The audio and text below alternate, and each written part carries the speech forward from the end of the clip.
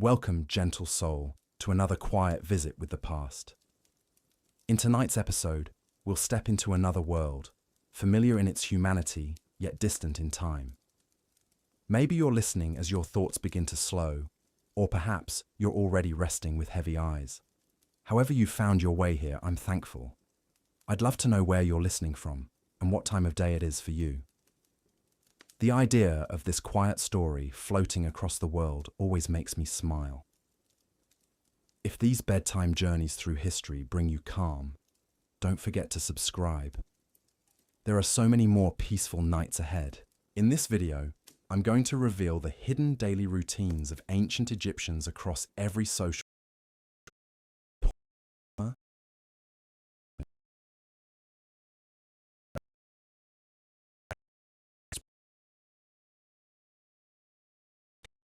and even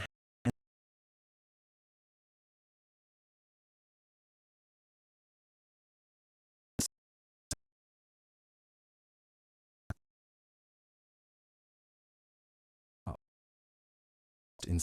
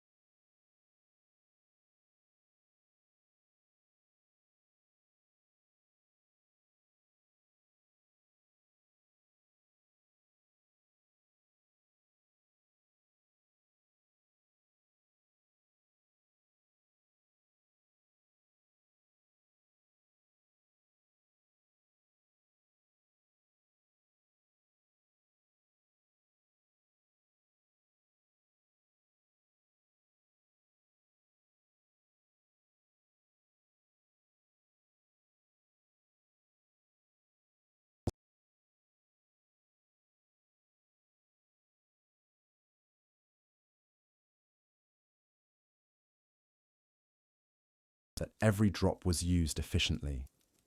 They cleaned their teeth using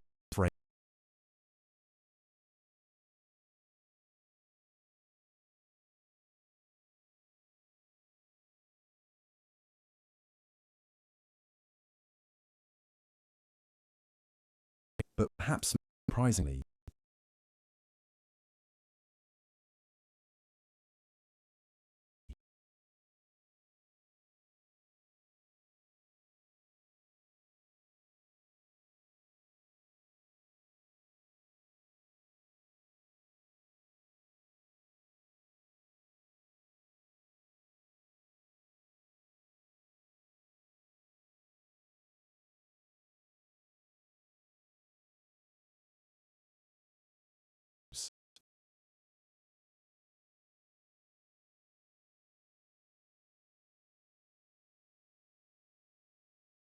instance.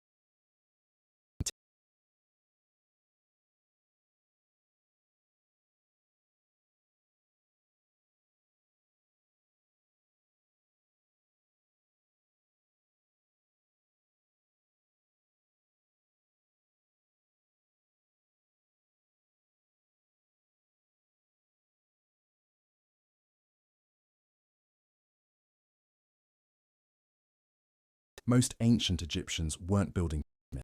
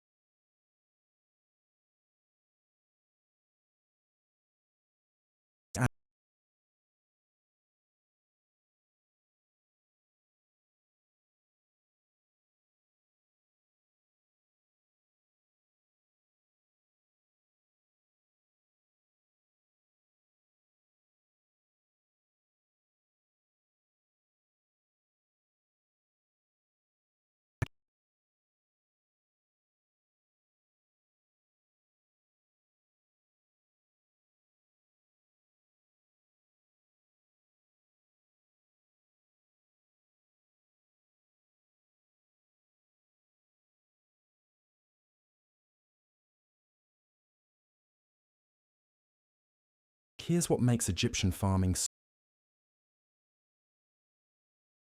family might imagine.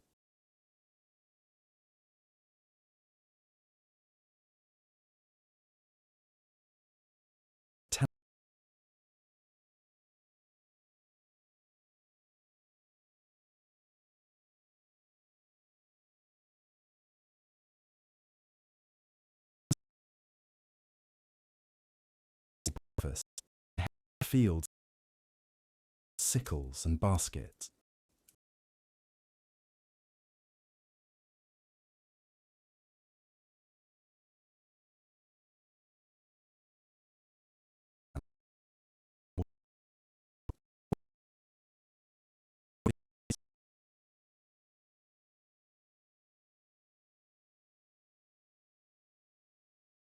Grain, separating the basket.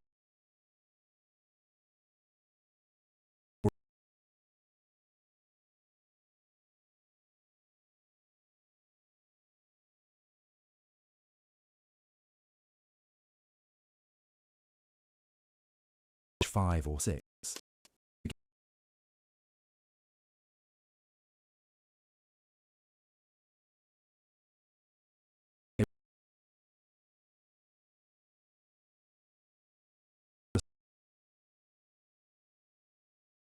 System that ancient Egypt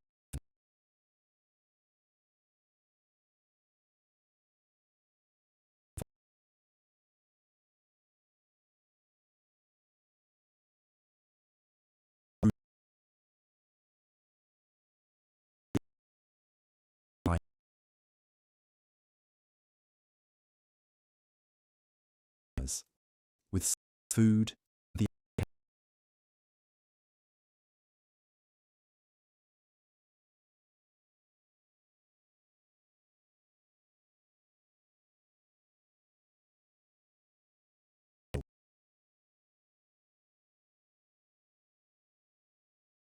boats, coffins,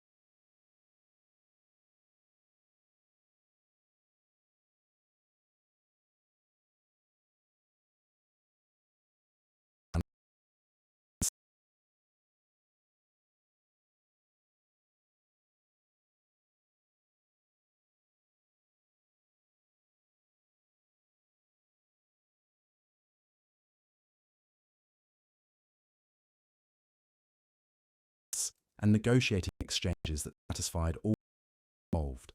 The road was a massive undertaking.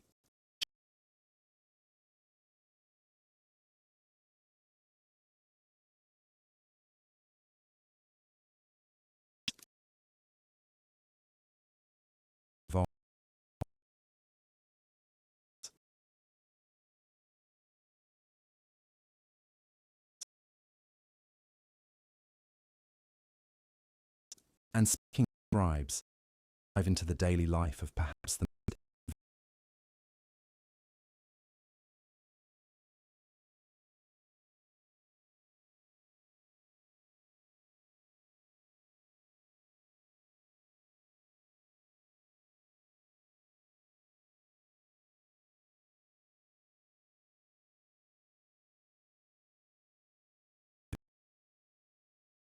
mixing inks and maintaining the reed pens that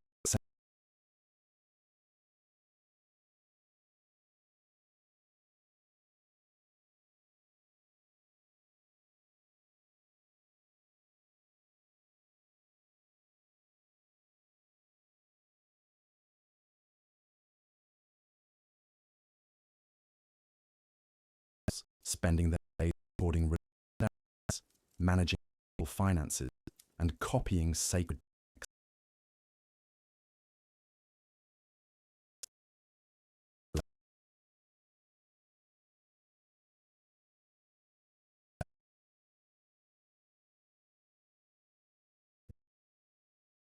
include drafting diplomatic letters,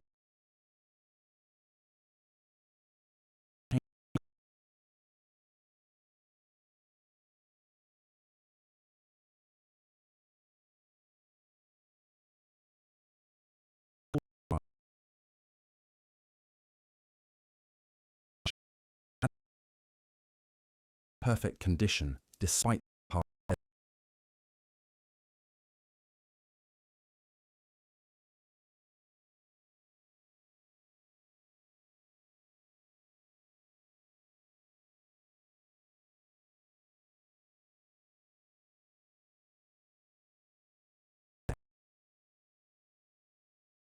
action of different social classes.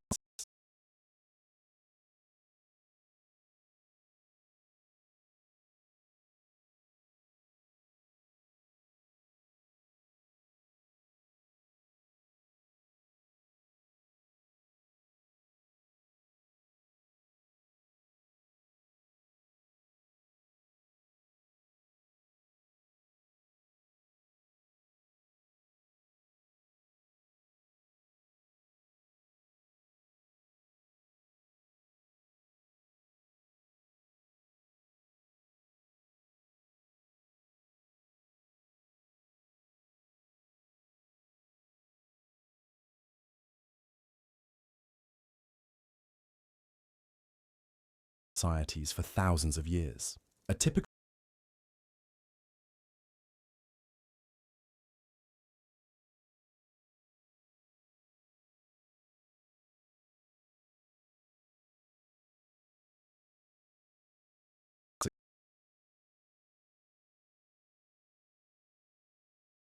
their own entrepreneur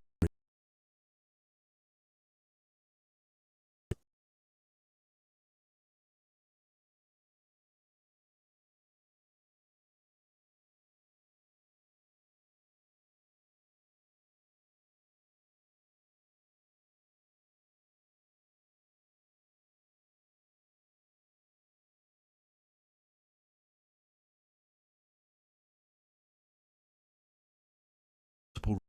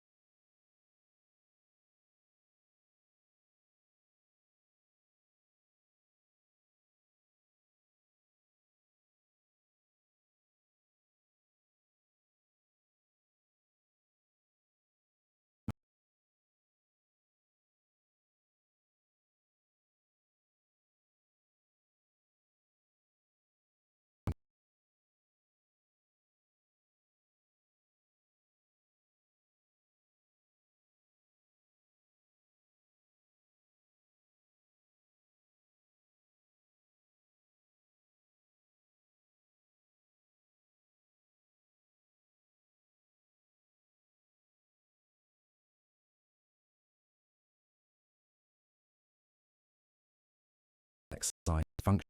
Take the daily life of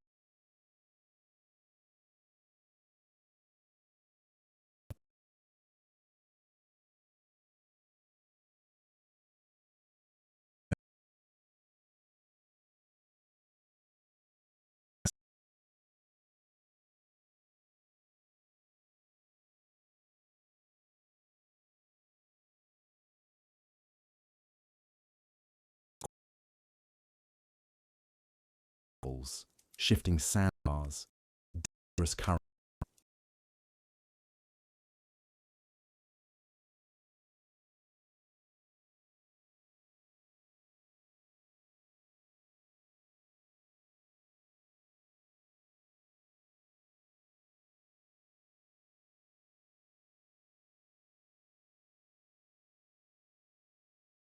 and a catastrophic accident. The cargo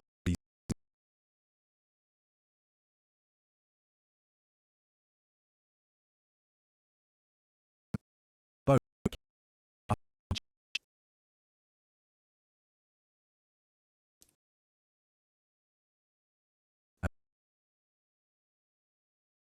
the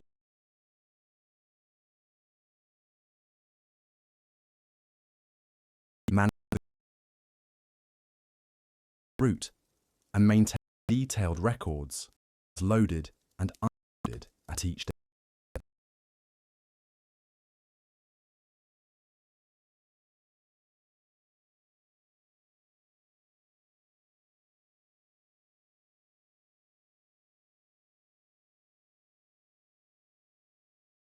Pilgrimages to important religious sites and routes that found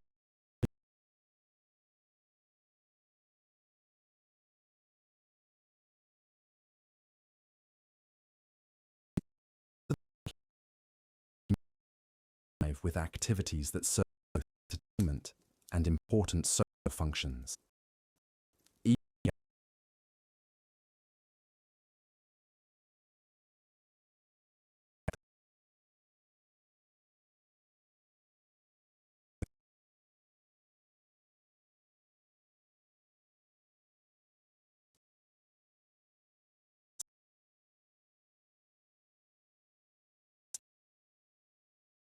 And it reveals fascinating details about Egyptian values and daily life.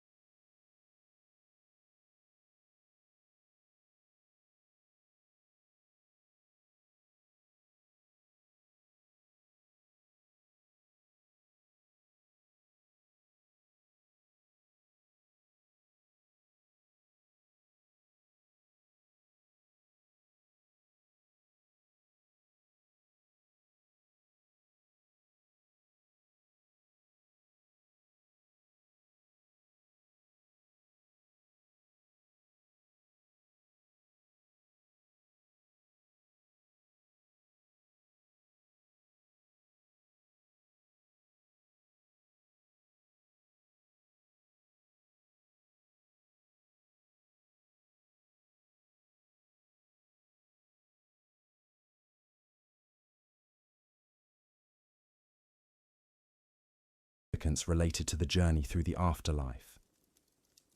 But Egyptians also played simpler games that children could enjoy, as well as more complex strategy games that challenged adult players. These evening social activities weren't just entertainment, they were essential mechanisms for maintaining community cohesion, transmitting cultural knowledge from one generation to the next, and providing the social bonds that help people cope with the challenges of daily life in a demanding environment. But perhaps most importantly, these gatherings provided opportunities for the kind of informal education that was crucial for most Egyptians. Children learned about their culture, their history, and their place in society, not through formal schooling, which was available only to a small elite, but through the stories, songs, and conversations that filled their evening hours. The seasonal nature of Egyptian life meant that these social patterns changed throughout the year in ways that created a rich and varied community calendar.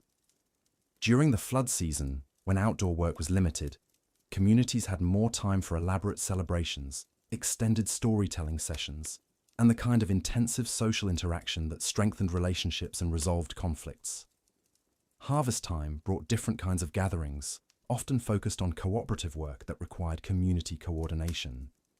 These weren't just economic activities, they were social events that combined necessary labor with celebration, competition, and the reinforcement of social bonds that would carry communities through the challenges of the coming year. Religious festivals provided another crucial structure for Egyptian social life, creating occasions when entire communities would come together for celebrations that could last for days. These festivals weren't solemn religious observances in the way we might imagine. They were joyous community celebrations that combined religious devotion with feasting, music, dancing, and the kind of social interaction that was essential for maintaining the complex relationships that held Egyptian society together. The daily preparation for these festivals reveals another important aspect of Egyptian life: the incredible amount of planning and coordination required to make their society function. Organizing a major religious festival required months of preparation, involving craftsmen who created decorations and ceremonial objects, farmers who provided extra food, musicians and dancers who prepared special performances, and religious officials who ensured that all the ceremonial requirements were properly met.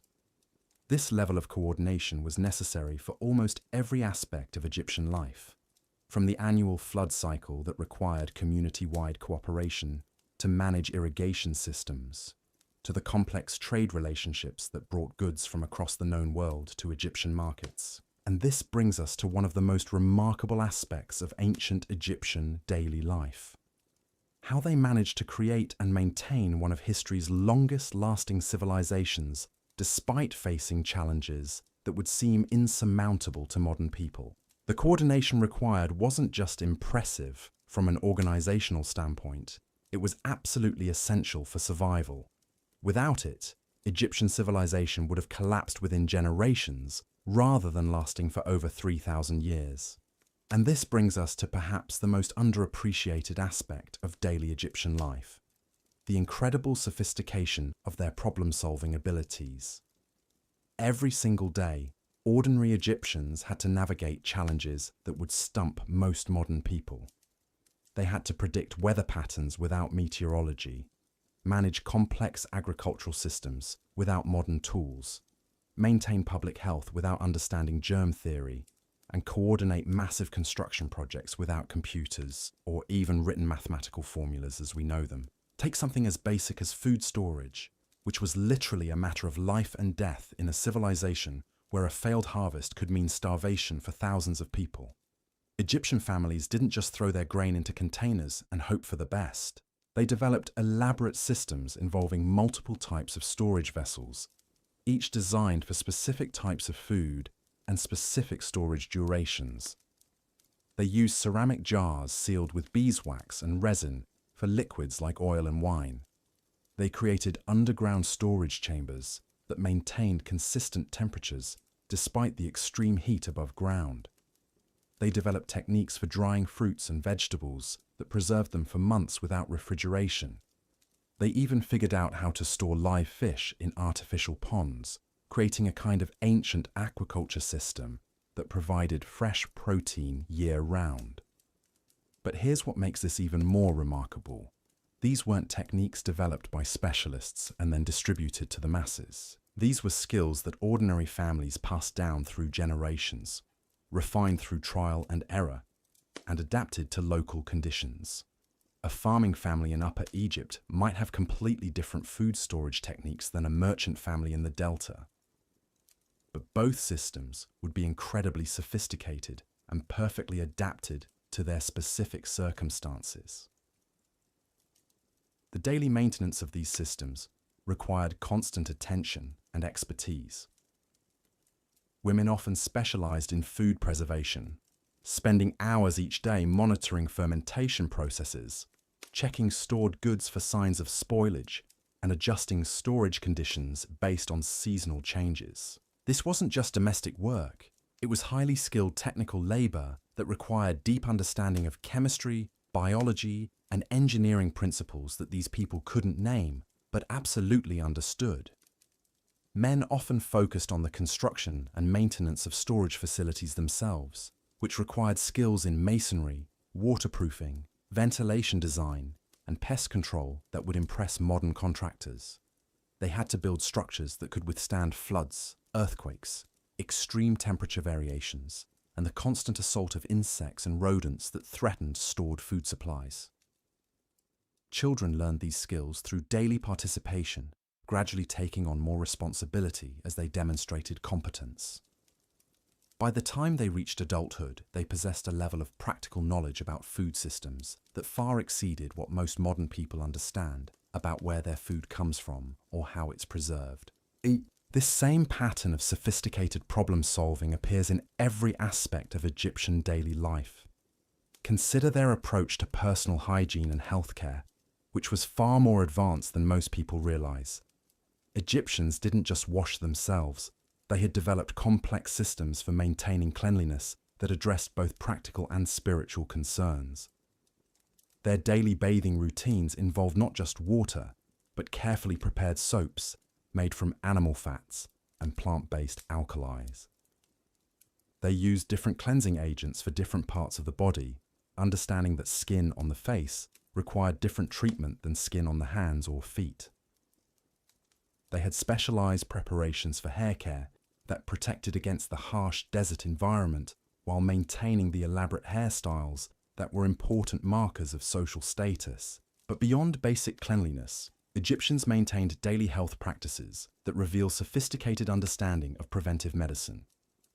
They used various plant-based preparations to protect against common ailments, maintained dietary practices that modern nutritionists would recognize as sound principles, and engaged in physical activities that were designed to maintain strength and flexibility throughout their lives. The daily routine of an Egyptian family included time for what we might call physical therapy exercises, though they wouldn't have used that term. People regularly stretched, engaged in strength training using their daily work activities, and participated in games and dances that maintained cardiovascular health and muscular coordination. Women often specialized in herbal medicine, maintaining gardens of medicinal plants, and preparing remedies that addressed everything from minor cuts and bruises to serious illnesses. Their daily routines included checking and tending these medicinal gardens, preparing and storing various herbal preparations, and maintaining the knowledge systems that allowed them to diagnose and treat health problems within their families and communities. The sophistication of their medical knowledge was remarkable. They understood the importance of wound cleaning and had developed antiseptic preparations that actually worked. They knew how to set broken bones, treat various skin conditions, and manage pain using plant-based medicines that contained active compounds similar to modern pharmaceuticals. But perhaps, most impressively, they understood the connection between mental and physical health in ways that modern medicine is only beginning to rediscover. Their daily routines included activities designed to maintain emotional balance, social connection, and spiritual well-being, recognizing that these factors were essential for overall health. This holistic approach to daily life extended to their work practices as well. Egyptian craftsmen didn't just focus on producing goods. They maintained work environments that supported both productivity and worker well-being. Workshops were designed to maximize natural lighting while minimizing heat exposure. Work schedules balanced intensive activity with adequate rest periods. Social structures within workshops provided support systems that helped workers cope with both professional challenges and personal problems. The daily life of a workshop supervisor reveals just how complex these considerations could become. He had to coordinate the technical aspects of production, manage relationships between workers of different skill levels, ensure that quality standards were maintained, handle the business relationships with suppliers and customers, and maintain the workshop facilities themselves. But beyond these obvious responsibilities, he also served as a counselor, mediator, and community leader. Workers brought him personal problems that affected their ability to work effectively. He had to balance competing demands from different customers while maintaining fair treatment for his workers. He served as a link between his workshop and the broader community, representing his workers' interests in community decisions and ensuring that his business contributed appropriately to community needs. This multi-layered approach to leadership was necessary because Egyptian society was incredibly interconnected. A problem in one workshop could affect suppliers, customers, and competitors throughout the community. A skilled supervisor understood these connections and managed his daily activities with awareness of their broader implications. The same complexity appears in the daily lives of religious officials, who served functions that went far beyond what we might expect from modern religious leaders. A typical temple priest's day included not just religious ceremonies, but also administrative duties, educational responsibilities, and community service obligations that made him a central figure in local society. His morning routine began before dawn with personal purification rituals that were far more elaborate than those required of ordinary Egyptians. He had to maintain higher standards of physical cleanliness, follow stricter dietary restrictions, and engage in daily meditation and prayer practices that prepared him for his various responsibilities. But once these personal preparations were complete, his day became a complex juggling act between different roles. He might spend the early morning conducting religious ceremonies, the late morning teaching children basic literacy and numeracy, the afternoon mediating disputes between community members, and the evening managing temple finances and coordinating with other religious officials. The educational role was particularly important because formal schooling was available only to a small elite. For most Egyptian children, the local priest provided their only access to literacy, basic mathematics, and the kind of general knowledge that allowed them to function effectively in their society. This educational process wasn't just about transferring information. It was about maintaining cultural continuity across generations. Through daily interactions with children and their families, priests ensured that Egyptian values, traditions, and practical knowledge systems were preserved and adapted to changing circumstances. The daily teaching routine involved not just formal lessons, but also informal mentoring that helped young people understand their place in society and develop the skills they would need as adults. A priest might spend part of his day teaching a future scribe how to prepare papyrus, part of his day helping a young craftsman understand the religious significance of his work, and part of his day counseling parents about how to guide their children's development. But perhaps the most crucial aspect of a priest's daily life was his role in maintaining the complex religious systems that provided the spiritual foundation for Egyptian civilization. This wasn't just a matter of conducting ceremonies. It required deep understanding of theological principles, astronomical observations, mathematical calculations, and the kind of organizational skills needed to coordinate religious activities across multiple temples and communities.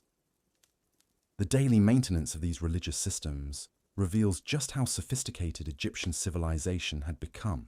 Priests had to track multiple calendar systems simultaneously, coordinate their activities with agricultural cycles and political events, maintain accurate records of religious obligations and ceremonial requirements, and ensure that religious practices remained consistent across vast distances and long periods of time. This level of coordination was possible only because Egyptian society had developed incredibly effective communication systems that allowed information to flow rapidly across the entire kingdom. The daily life of a royal messenger provides insight into how these communication networks actually functioned. A messenger's day began with careful preparation that was essential for both personal safety and message security. He had to plan his route based on current conditions along the Nile, seasonal variations in travel conditions, and political circumstances that might affect his safety in different regions. The physical demands of his work were enormous. Depending on the urgency of his message and the distance he had to travel, he might spend days traveling by boat, on foot, or using donkeys or other pack animals. He had to navigate not just geographical challenges, but also the complex social and political relationships that determined how he would be received in different communities. But beyond the physical challenges, messengers carried enormous responsibility for maintaining the information systems that held Egyptian civilization together.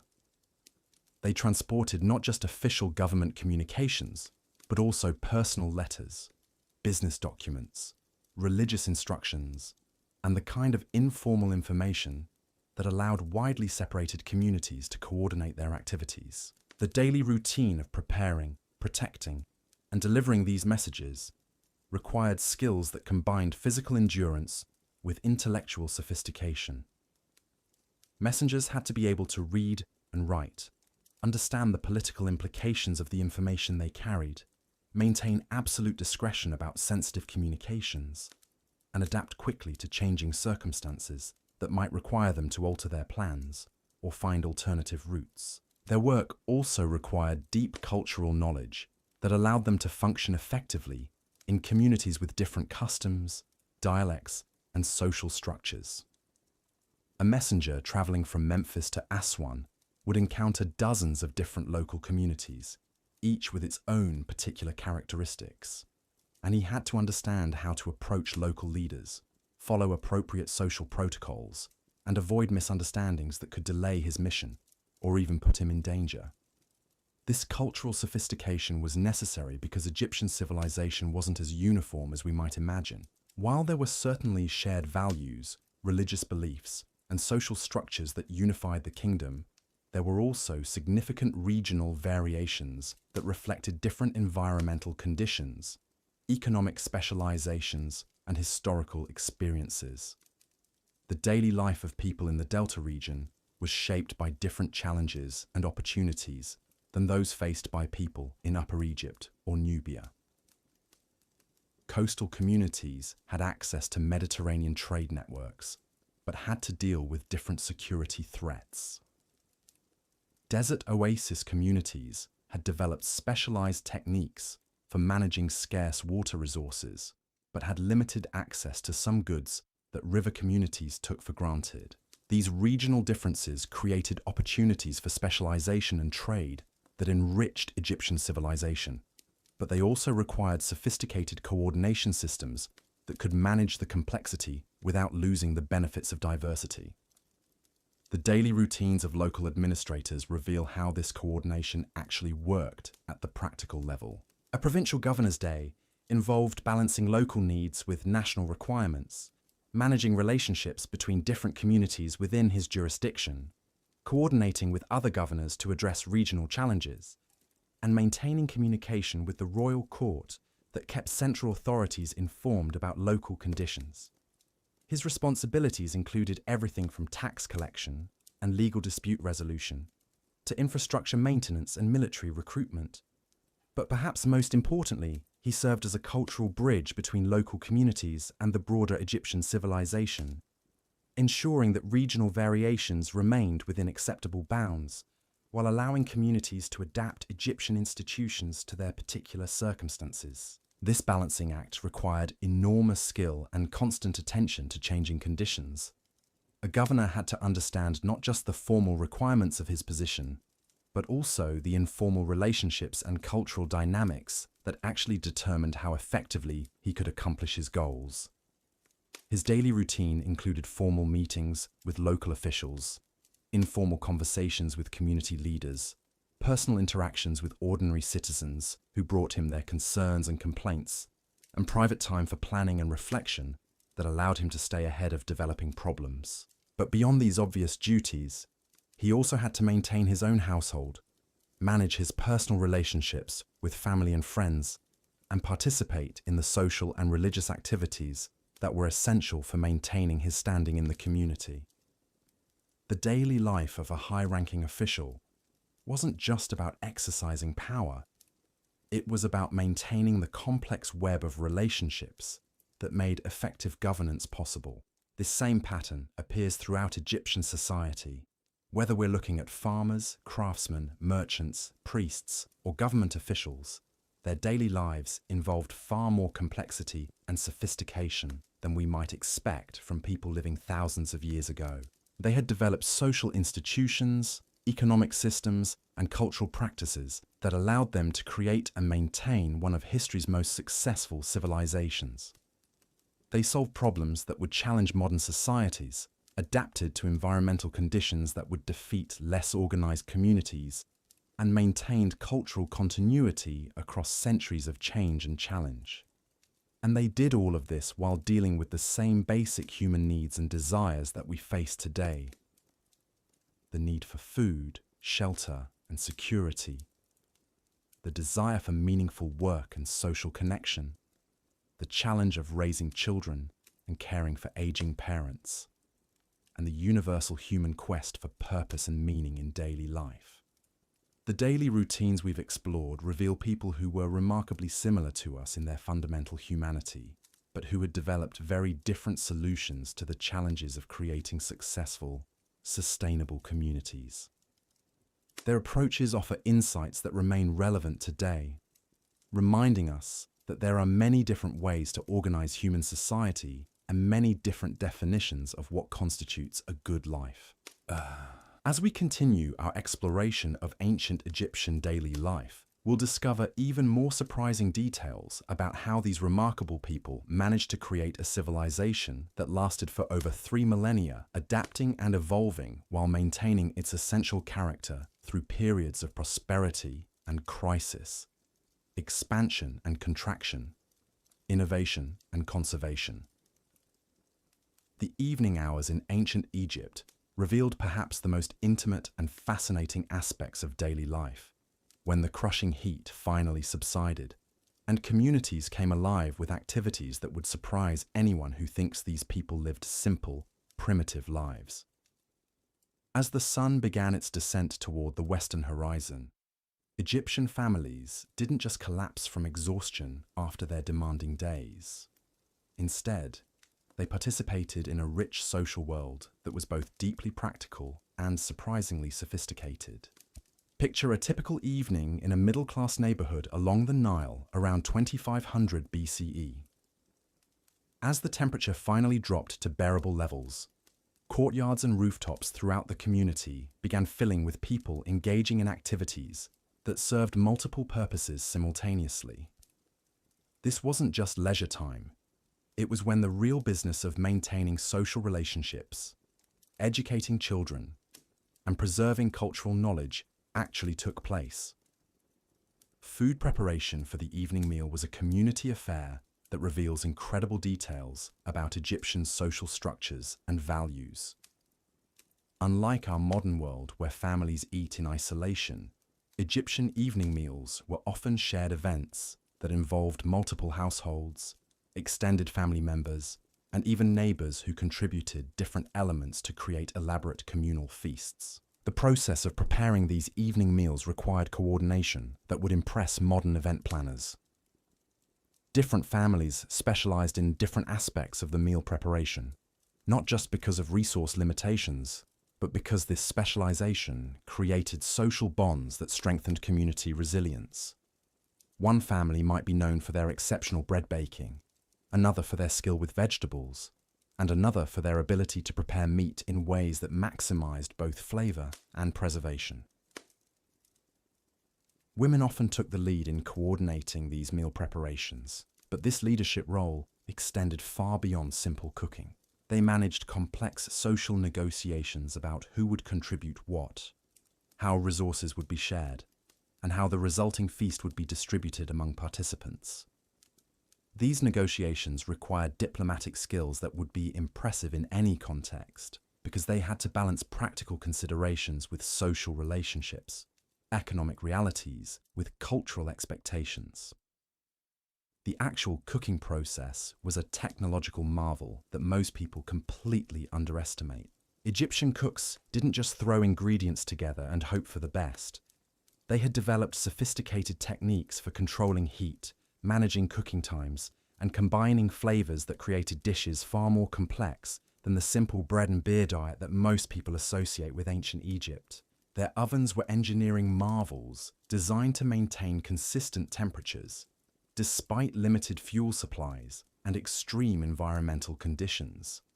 They understood fermentation processes that created not just bread and beer, but also cheeses, preserved vegetables, and fermented sauces that added variety and nutrition to their diets.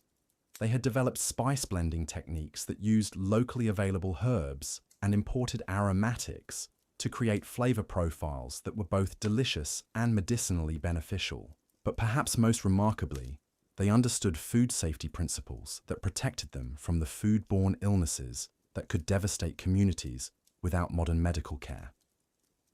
They knew which combinations of ingredients provided natural preservation, which cooking techniques eliminated dangerous bacteria, and which storage methods prevented spoilage in hot, humid conditions. The evening meal itself was a carefully orchestrated social event that served functions far beyond simple nutrition. The way people were seated reflected social hierarchies, but also provided opportunities for mentoring relationships between older and younger community members.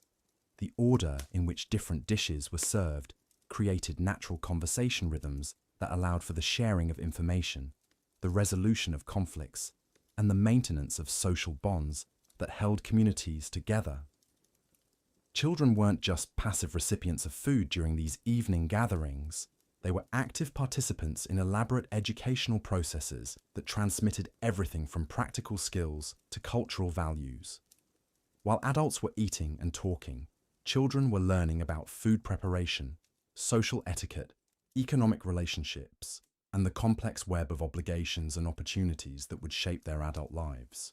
The stories told during these evening meals weren't just entertainment. They were sophisticated information management systems that preserved historical knowledge, technical expertise, and cultural wisdom in ways that made them memorable and personally meaningful. A story about a clever farmer who outwitted a dishonest merchant wasn't just amusing. It taught practical lessons about commercial relationships, negotiation strategies, and ethical principles that listeners could apply in their own lives. Religious stories served similar educational functions, but they also provided emotional and psychological support that helped people cope with the challenges and uncertainties of daily life. Stories about gods overcoming obstacles, heroes persevering through difficulties, and communities surviving disasters provided both practical guidance and emotional reassurance that strengthened individual resilience and community solidarity. Music during these evening gatherings reveals another layer of sophistication that most people never consider. Egyptian musicians weren't just playing random tunes to provide background entertainment. They were performing complex compositions that served multiple functions simultaneously, creating emotional atmospheres that enhanced social bonding while also transmitting cultural information and providing opportunities for individual expression. The instruments themselves were technological marvels that required sophisticated understanding of acoustics, material science, and manufacturing techniques. Harps had to be constructed with precise tension systems that maintained proper tuning despite extreme temperature variations. Drums required carefully prepared animal skins that produced specific tonal qualities while withstanding constant use. Flutes and other wind instruments demanded precise measurements and finishing techniques that created accurate pitch relationships and pleasing timbres. But beyond the technical aspects, Egyptian music served psychological and social functions that were essential for community well-being. Different types of music were used to create specific emotional states that served therapeutic purposes, helping people process grief, celebrate achievements, manage anxiety, and maintain the emotional balance necessary for effective functioning in challenging environments. The dancing that accompanied this music wasn't just physical entertainment. It was a complex communication system that allowed for the expression of ideas and emotions that were difficult to convey through words alone. Different dance forms served different social functions, from courtship rituals that helped young people form appropriate partnerships, to religious ceremonies that maintained spiritual connections, to competitive displays that established social hierarchies without resorting to violence. Children learned these dance forms through daily participation, gradually mastering not just the physical movements, but also the cultural meanings and social context that made dancing an effective tool for community building and personal expression. By adulthood, most Egyptians possessed a vocabulary of physical movement that allowed them to participate in complex social interactions that strengthened community bonds while providing outlets for individual creativity. Games played during these evening hours reveal another dimension of Egyptian sophistication that challenges our assumptions about ancient life. These weren't just simple diversions to pass time. They were educational tools that taught everything from mathematical concepts to strategic thinking, from social skills to ethical principles. Board games like Sonnet weren't just entertainment, they were sophisticated simulations that helped players understand complex concepts about probability, planning, and decision-making under uncertainty. The religious symbolism embedded in these games provided opportunities for discussing spiritual concepts in ways that were both intellectually engaging and emotionally meaningful. Physical games and competitions served similar educational functions while also providing the exercise and skill development that were essential for survival in a physically demanding environment. Wrestling matches, running competitions, and various ball games weren't just fun. They were training systems that maintained the physical fitness and competitive skills that individuals needed to succeed in their daily work and contribute effectively to community defense. But perhaps, most importantly, these games provided opportunities for social interaction across age groups and social classes in ways that strengthened community cohesion while allowing for the peaceful resolution of tensions and conflicts that might otherwise disrupt social harmony. The evening hours also provided time for the maintenance and creation of the material objects that made Egyptian daily life possible. This wasn't just busy work to fill idle time.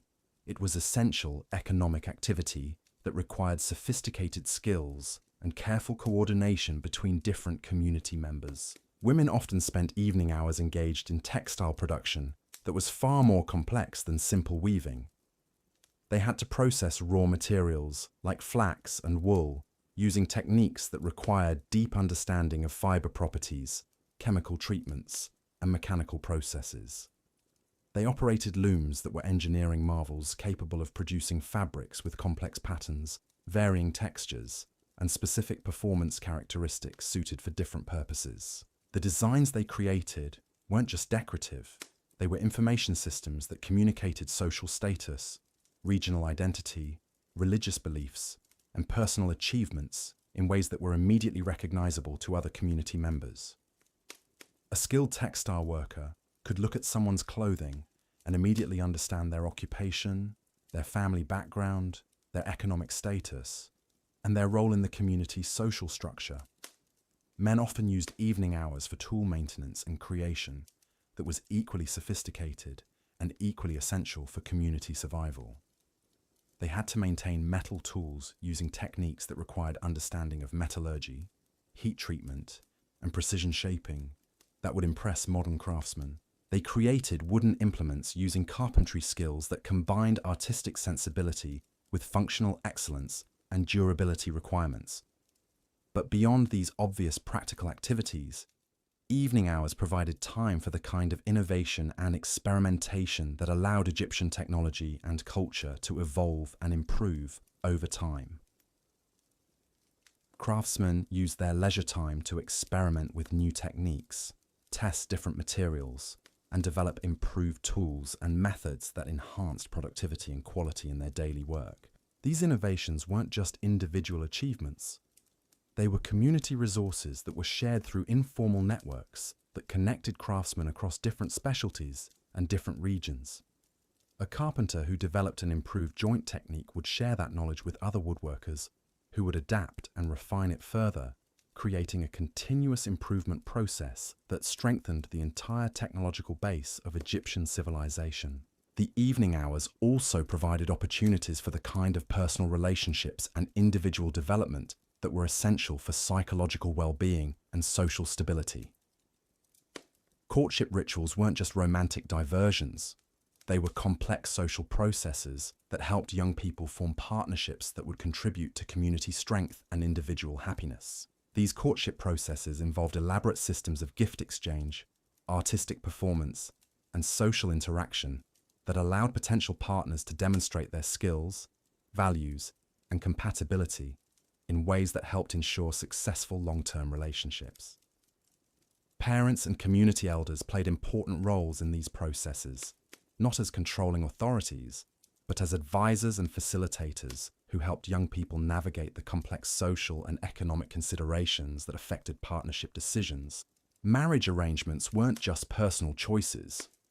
They were economic alliances that affected the prosperity and stability of extended families and entire communities. The evening hours provided opportunities for the kind of extended discussion and negotiation that allowed these arrangements to develop in ways that balanced individual desires with community needs. But even beyond courtship and marriage, the evening hours provided opportunities for the kind of personal growth and individual expression that were essential for human flourishing. People used this time for artistic pursuits, intellectual development, and spiritual practices that enriched their lives while also contributing to the cultural wealth of their communities. The artistic activities weren't just hobbies. They were sophisticated creative practices that required years of training and constant refinement. Painters, sculptors, and other visual artists used evening hours to develop techniques, experiment with materials, and create works that served both aesthetic and functional purposes in their communities. Musicians and poets used this time to compose new works, refine their performance skills, and explore creative possibilities that push the boundaries of their artistic traditions while remaining connected to the cultural values that gave their work meaning and social relevance. But perhaps most importantly, the evening hours provided time for the kind of reflection and contemplation that allowed individuals to process their experiences, understand their place in the larger community, and develop the wisdom and perspective that made them effective contributors to the collective well-being. This personal development wasn't just individual self-improvement. It was community investment that strengthened the human resources available for addressing collective challenges and pursuing shared goals. Communities recognized that individual growth contributed to collective prosperity, and they structured their social systems to support and encourage personal development in ways that benefited everyone. The seasonal variations in evening activities reveal another layer of sophistication in Egyptian social organization. Different times of year brought different opportunities and challenges that required adaptive responses from individuals and communities. During the flood season, when outdoor work was limited, evening hours might be extended into elaborate festivals and celebrations that could last for days. These weren't just parties. They were community-building exercises that strengthened social bonds, resolved accumulated tensions, and provided opportunities for the kind of intensive cultural transmission that preserved traditional knowledge while allowing for innovation and adaptation. During planting and harvest seasons, when daytime work was intensive and urgent, evening activities might be more focused on rest and recovery, but they still included the essential social and cultural functions that maintained community cohesion and individual well-being. The ability to adapt these social patterns to changing circumstances while maintaining their essential functions demonstrates a level of cultural sophistication that allowed Egyptian civilization to persist through centuries of environmental, political, and economic changes that destroyed less adaptable societies. But perhaps the most remarkable aspect of Egyptian evening life was how it balanced individual needs with collective requirements in ways that created sustainable communities that could thrive over long periods of time. The social structures that emerged during these evening hours weren't imposed from above by authorities. They developed organically through the daily interactions of people who understood that their individual well-being depended on the health and prosperity of their communities. This understanding created social systems that were both flexible enough to adapt to changing circumstances and stable enough to provide the predictability and security that allowed individuals to plan for the future and invest in long-term relationships and projects. The evening hours also provided opportunities for the kind of inter-community interaction that connected local Egyptian communities to the broader civilization and to external trade networks that brought goods, ideas, and people from across the known world. Traveling merchants, visiting craftsmen, religious pilgrims, and government officials often participated in these evening social activities, bringing news, ideas, and perspectives from other regions that enriched local communities, while also connecting them to larger networks of information and opportunity. These interactions weren't just casual social exchanges. They were essential components of the communication systems that allowed Egyptian civilization to maintain coherence across vast distances and diverse environmental conditions. The information that flowed through these informal networks complemented the formal communication systems maintained by government and religious authorities, creating redundant information pathways that ensured that important knowledge reached all parts of Egyptian society. The cultural exchange that occurred during these evening interactions also contributed to the continuous evolution and refinement of Egyptian civilization, allowing local innovations to spread throughout the kingdom, while also bringing external ideas and techniques that enhanced Egyptian capabilities and opportunities. But perhaps most importantly, these evening social activities provided the foundation for the kind of community resilience that allowed Egyptian civilization to survive and prosper through periods of political instability, environmental challenges, and economic disruption that would have destroyed less socially cohesive societies. The social bonds formed during these daily evening gatherings created networks of mutual support and cooperation that could be activated during emergencies, providing the collective response capabilities that were essential for community survival in a challenging environment. The knowledge systems maintained through these evening educational activities preserved the technical expertise and cultural wisdom that allowed communities to adapt to changing circumstances while maintaining their essential character and values. The conflict resolution mechanisms that operated during these social gatherings prevented minor disputes and tensions from escalating into serious conflicts that could disrupt community functioning and threaten collective security. As we delve deeper into the complexity of ancient Egyptian evening life, we begin to understand that these weren't just people trying to survive in a harsh environment. They were sophisticated social beings who had created cultural systems that supported both individual fulfillment and collective prosperity in ways that modern societies are still trying to achieve. Their evening routines reveal people who understood that human well-being required more than just adequate food and shelter. It required meaningful social relationships, opportunities for personal growth, creative expression, and participation in something larger than individual survival.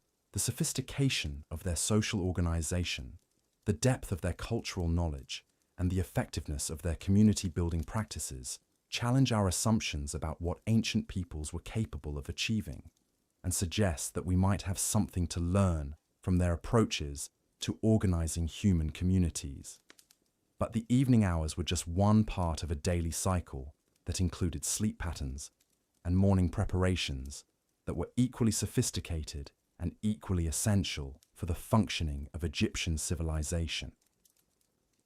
The way Egyptians managed the transition between waking and sleeping hours reveals another dimension of their understanding of human needs and their ability to create social systems that supported optimal human functioning.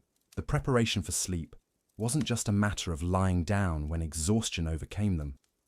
It was a carefully managed process that recognized the importance of rest for physical health, mental well-being, and spiritual balance. Egyptian sleeping arrangements reflected both practical considerations about climate and security and sophisticated understanding of how physical environment affected sleep quality and overall health.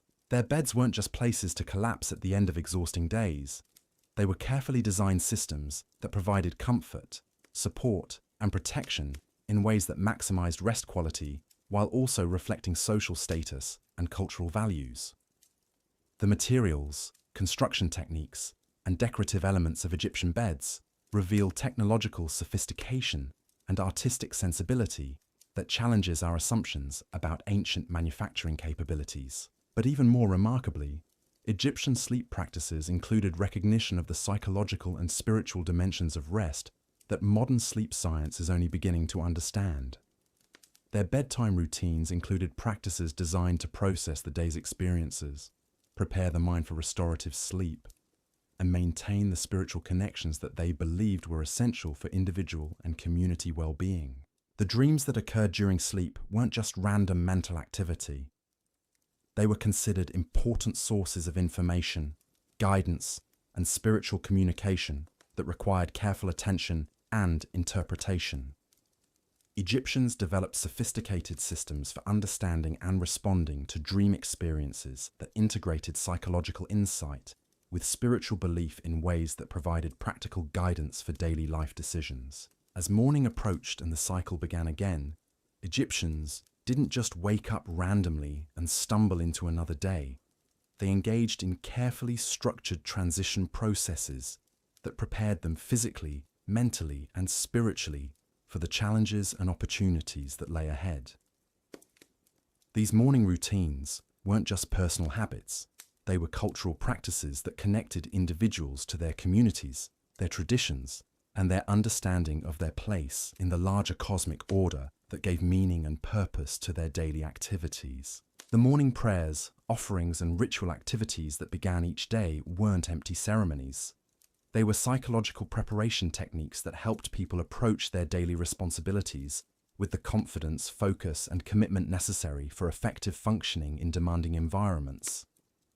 But perhaps most remarkably, these morning routines included planning and goal-setting activities that helped individuals coordinate their daily activities with the needs and activities of their families, their communities, and the larger economic and social systems of which they were part. Egyptian daily life wasn't just a series of survival activities. It was a carefully orchestrated participation in a complex civilization that required sophisticated coordination between individuals, families, communities, and regional and national institutions. The daily routines we've been exploring weren't just personal habits. They were essential components of the social and economic systems that made Egyptian civilization possible. The morning planning activities that began each day included consideration of weather conditions, seasonal requirements, community obligations, family needs, and individual goals in ways that optimized both personal effectiveness and collective prosperity. These weren't simple to-do lists. They were strategic planning processes that took into account multiple variables and competing priorities in ways that would impress modern project managers.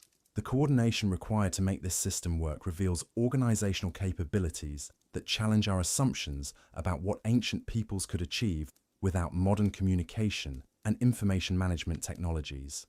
Yet somehow, millions of Egyptians managed to coordinate their daily activities in ways that created and maintained one of history's most successful and longest-lasting civilizations. As we continue to explore the details of ancient Egyptian daily life, we begin to understand that these weren't just people who happened to live a long time ago.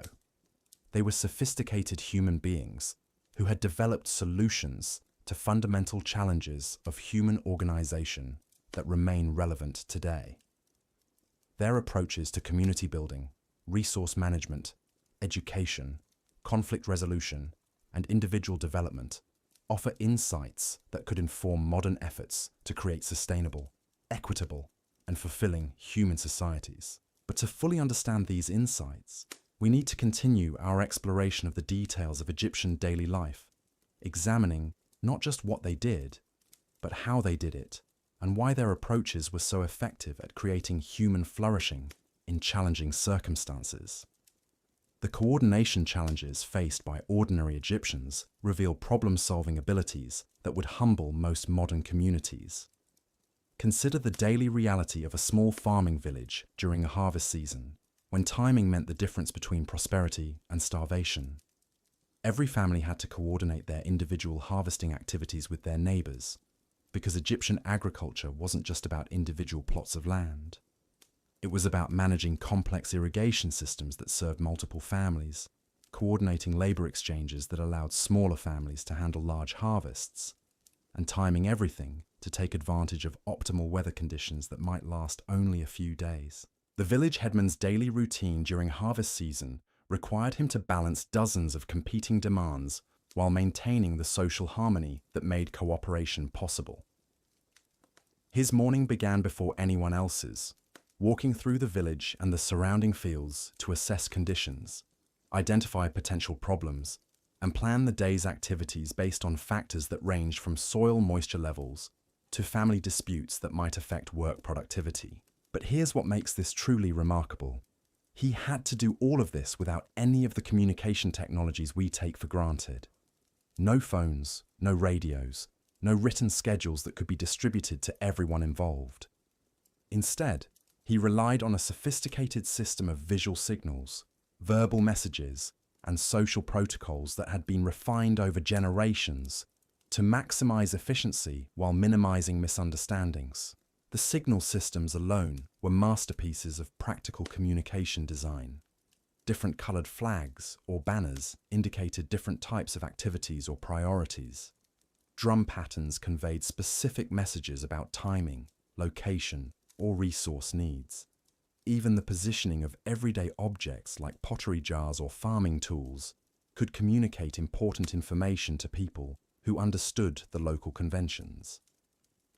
Children played crucial roles in these communication networks, serving as messengers who carried information between different work groups, different families, and different areas of the village territory.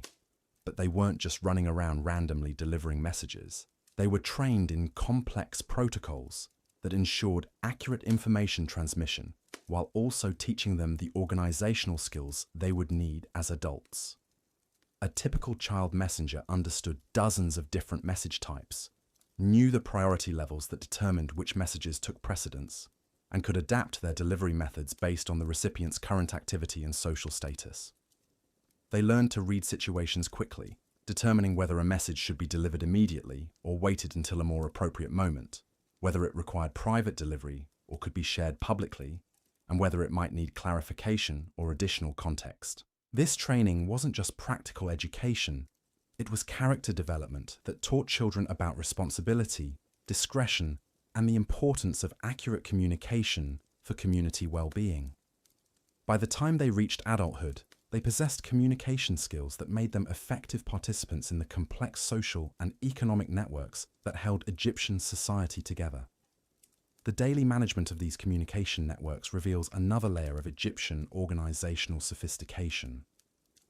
Information flowed through multiple channels simultaneously, creating redundancy that prevented critical communications from being lost, while also allowing for verification and error correction that maintained accuracy and reliability. Formal channels carried official information from government authorities, religious leaders, and community officials. Informal channels carried personal communications, local news, and the kind of social information that helped people maintain relationships and coordinate their private activities. Emergency channels could override normal communication patterns when urgent situations required immediate community response. But perhaps most impressively, Egyptians developed feedback systems that allowed them to monitor the effectiveness of their communication networks and make adjustments when problems were identified. Village leaders regularly checked to ensure that important information had reached all intended recipients, that instructions were being understood and followed correctly, and that the communication systems were adapting effectively to changing circumstances. The daily maintenance of these systems required constant attention from people throughout the community. Messengers had to maintain their physical fitness and local knowledge. Signal operators had to keep their equipment in working condition and stay current with evolving protocols. Community leaders had to monitor information flow patterns and identify bottlenecks or failures that might disrupt essential coordination. This systematic approach to communication management extended to every aspect of Egyptian daily life, creating information networks that connected individual families to their local communities to regional centers, and regional centers to the national government and religious institutions that provided overall coordination for the entire civilization. The daily life of a regional message coordinator reveals just how sophisticated these systems had become. His responsibilities included managing multiple communication networks simultaneously, coordinating information flow between different types of organizations, and ensuring that critical information reached appropriate decision-makers quickly enough to be useful for planning and problem-solving. His morning routine included checking multiple information sources to identify developing situations that might require coordinated responses. He reviewed reports from local officials about everything from crop conditions to security concerns, from trade opportunities to resource shortages that might affect regional stability. But he also monitored informal information networks that carried rumors, gossip, and unofficial observations that sometimes provided early warning about problems that hadn't yet reached official attention. Distinguishing between reliable and unreliable informal information required sophisticated analytical skills and deep understanding of local social dynamics and information patterns. Once he had assessed the current information environment, he faced the complex challenge of determining which information needed to be transmitted to which recipients, in what format, and with what priority level. This wasn't just a matter of following predetermined procedures. It required strategic thinking about how different pieces of information might interact with each other and with ongoing activities in different parts of his region. The actual transmission process involved coordinating multiple messengers, multiple delivery methods, and multiple timing considerations that had to account for travel conditions, recipient availability, and the relative urgency of different communications. A single morning's work might involve sending urgent messages about flood conditions to agricultural communities, routine administrative reports to government officials, and personal communications that maintained the social relationships essential for effective regional coordination. But beyond these obvious duties, regional coordinators served as information analysts who identified patterns and trends that might not be visible to local officials focused on their immediate responsibilities. They looked for connections between seemingly unrelated events, early indicators of developing problems, and opportunities for coordinated action that could benefit multiple communities simultaneously. This analytical function was crucial for maintaining the stability and prosperity of Egyptian civilization because it allowed problems to be addressed before they became crises and opportunities to be exploited before they disappeared. The daily analytical work of these coordinators contributed to the strategic planning capabilities that allowed Egyptian leaders to manage a complex civilization effectively across centuries of changing conditions. The information processing techniques they used were remarkably sophisticated, involving systematic comparison of current conditions with historical patterns, identification of anomalies that might indicate developing problems, and projection of likely future developments based on current trends and known cause and effect relationships. They maintained detailed records that allowed them to track changes over time, identify seasonal patterns that affected planning and resource allocation, and document successful and unsuccessful responses to various types of challenges. These records weren't just administrative paperwork. They were strategic intelligence systems that informed decision-making at every level of Egyptian society. The daily record-keeping activities required not just clerical skills, but also analytical abilities that allowed coordinators to extract meaningful patterns from large amounts of detailed information. They had to identify which details were significant and which were routine, which patterns indicated important trends and which reflected normal variations, and which information required immediate action and which could be addressed through normal planning processes. But perhaps most remarkably, they had to do all of this analysis without computers, statistical software, or any of the information processing tools that modern analysts consider essential. Instead, they relied on mental models, systematic procedures, and collaborative analytical processes that distributed complex analytical tasks across multiple people with different expertise and perspectives. The collaborative aspects of Egyptian information analysis reveal another dimension of their organizational sophistication. Different analysts specialized in different types of information and different types of analysis, creating analytical networks that could handle far more complex problems than any individual analyst could manage alone. Economic analysts focused on trade patterns, resource availability, and production trends that affected regional prosperity and stability. Agricultural analysts monitored weather patterns, crop conditions, and farming practices that determined food security and rural economic conditions. Security analysts tracked political developments, population movements, and external threats that might require military or diplomatic responses. But these analysts didn't work in isolation. They participated in regular coordination meetings that allowed them to share information, compare analyses, and develop integrated assessments that informed strategic planning and policy decisions. These coordination processes weren't just information-sharing sessions. They were collaborative analytical exercises that produced insights and understanding that no individual analyst could achieve independently. The daily routine of participating in these analytical networks required communication skills that went far beyond simple information transmission.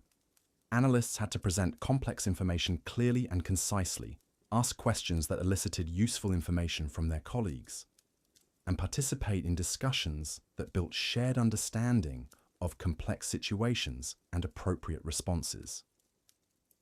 They also had to maintain awareness of how their specialized analyses fit into broader strategic contexts, ensuring that their technical expertise contributed effectively to overall decision-making processes, rather than creating analytical silos that missed important connections and implications.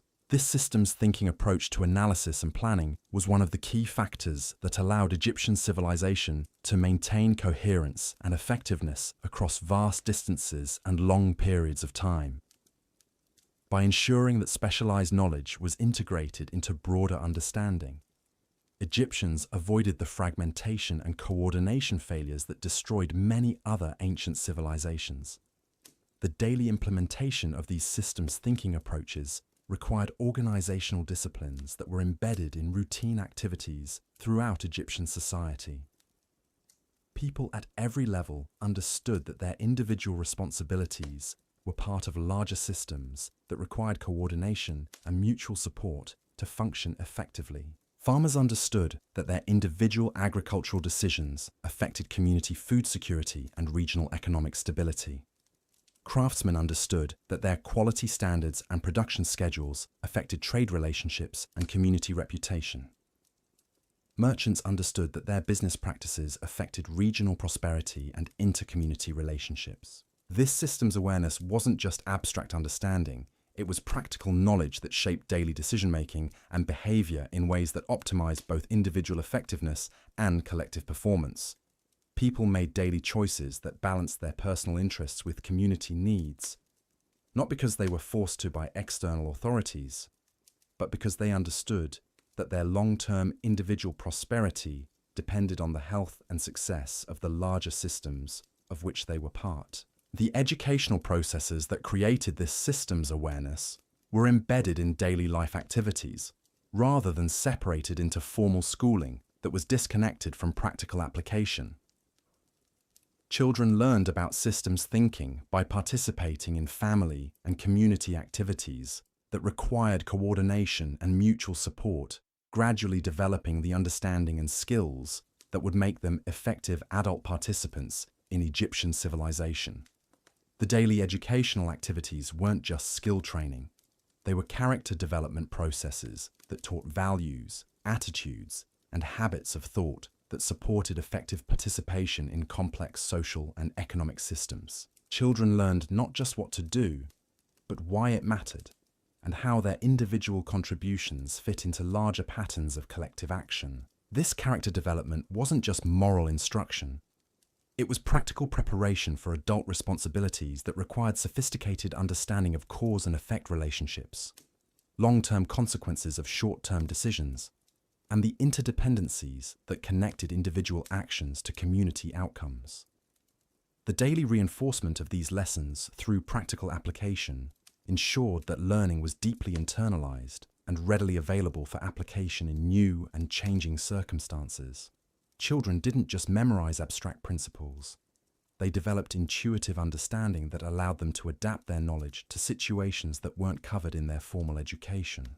This adaptive learning capability was essential for success in Egyptian society because the challenges and opportunities that people faced were constantly changing as environmental conditions, economic circumstances, and political situations evolved over time. The ability to apply fundamental principles to new situations was more valuable than detailed knowledge of specific procedures that might become obsolete. The daily practice of adaptive problem solving began early in childhood and continued throughout adult life, creating learning communities where knowledge was continuously refined and updated through practical experience and shared reflection on successes and failures. These learning communities weren't just educational institutions. They were innovation systems that generated continuous improvement in Egyptian capabilities and performance. Daily work activities included systematic attention to identifying better ways of doing things, testing new approaches, and sharing successful innovations with others who could benefit from them. The innovation processes weren't just individual creativity. They were collaborative efforts that combined different perspectives, expertise, and experience to develop solutions that were more effective than any individual could create alone. Daily work routines included time for experimentation, reflection, and discussion that supported continuous learning and improvement. But innovation wasn't just about technical improvements. It also included social innovations that improved coordination, cooperation, and conflict resolution within communities and between different groups.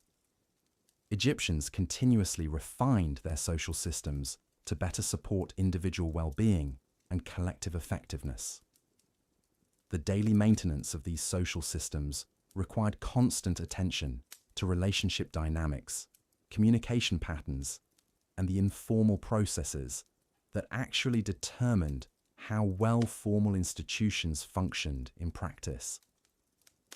Community leaders spent significant time each day monitoring social conditions, identifying emerging tensions or problems, and facilitating the discussions and negotiations that prevented minor issues from escalating into serious conflicts. This social maintenance work wasn't just crisis management. It was proactive community development that strengthened social bonds, improved cooperation, and enhanced the collective capabilities that allowed communities to address challenges and pursue opportunities effectively. The daily social maintenance activities included everything from mediating disputes between individuals to facilitating discussions about community priorities and resource allocation. But they also included the less obvious work of maintaining the cultural traditions, shared values, and common understandings that provided the foundation for effective cooperation. This cultural maintenance work was essential because Egyptian society was constantly changing as new people joined communities, as economic conditions evolved, and as external influences introduced new ideas and practices. Maintaining cultural coherence while adapting to change required sophisticated understanding of what was essential to preserve and what could be modified without undermining community effectiveness. The daily cultural maintenance activities weren't just preserving the past, they were actively creating the future by determining how Egyptian traditions would evolve and adapt to changing circumstances. Community leaders facilitated discussions that helped people understand how traditional values and practices could be applied to new situations and how new opportunities could be pursued in ways that remained consistent with community values. These discussions weren't just abstract philosophical debates, they were practical problem-solving sessions that addressed specific challenges and opportunities that communities faced in their daily lives. The outcomes of these discussions shaped daily routines, resource allocation decisions, and social relationships in ways that determined community prosperity and individual well-being. The daily implementation of cultural adaptation decisions required coordination between different community groups, different generations, and different areas of specialization that might have different perspectives on appropriate responses to changing conditions. Older community members brought historical perspective and accumulated wisdom that helped evaluate proposed changes against past experience. Younger members brought energy, new ideas, and different perspectives that helped communities avoid becoming trapped in outdated approaches. People with different specializations brought technical expertise that helped evaluate the practical implications of different adaptation strategies. The daily coordination of these different perspectives required meeting processes, discussion formats, and decision-making procedures that maximize the benefits of diversity while maintaining the unity and focus necessary for effective collective action. These coordination processes weren't just democratic participation, they were sophisticated organizational systems that optimize group intelligence and decision-making effectiveness. The meeting processes alone were masterpieces of organizational design that balanced efficiency with inclusiveness, ensuring that important decisions received adequate consideration without becoming bogged down in endless discussion that prevented timely action. Different types of decisions required different types of meetings, with different participation rules, different discussion formats, and different decision-making procedures.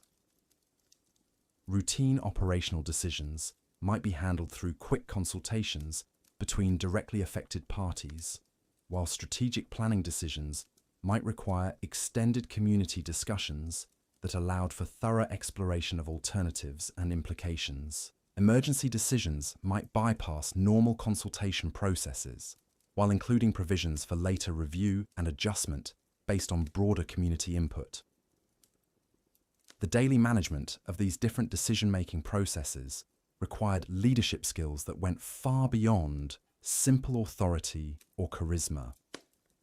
Effective community leaders understood how to facilitate productive discussions, how to help groups reach decisions that balance competing interests and values, and how to implement decisions in ways that maintained community support and cooperation. These leadership skills weren't just innate talents. They were learned capabilities that were developed through years of practice and mentoring by experienced leaders.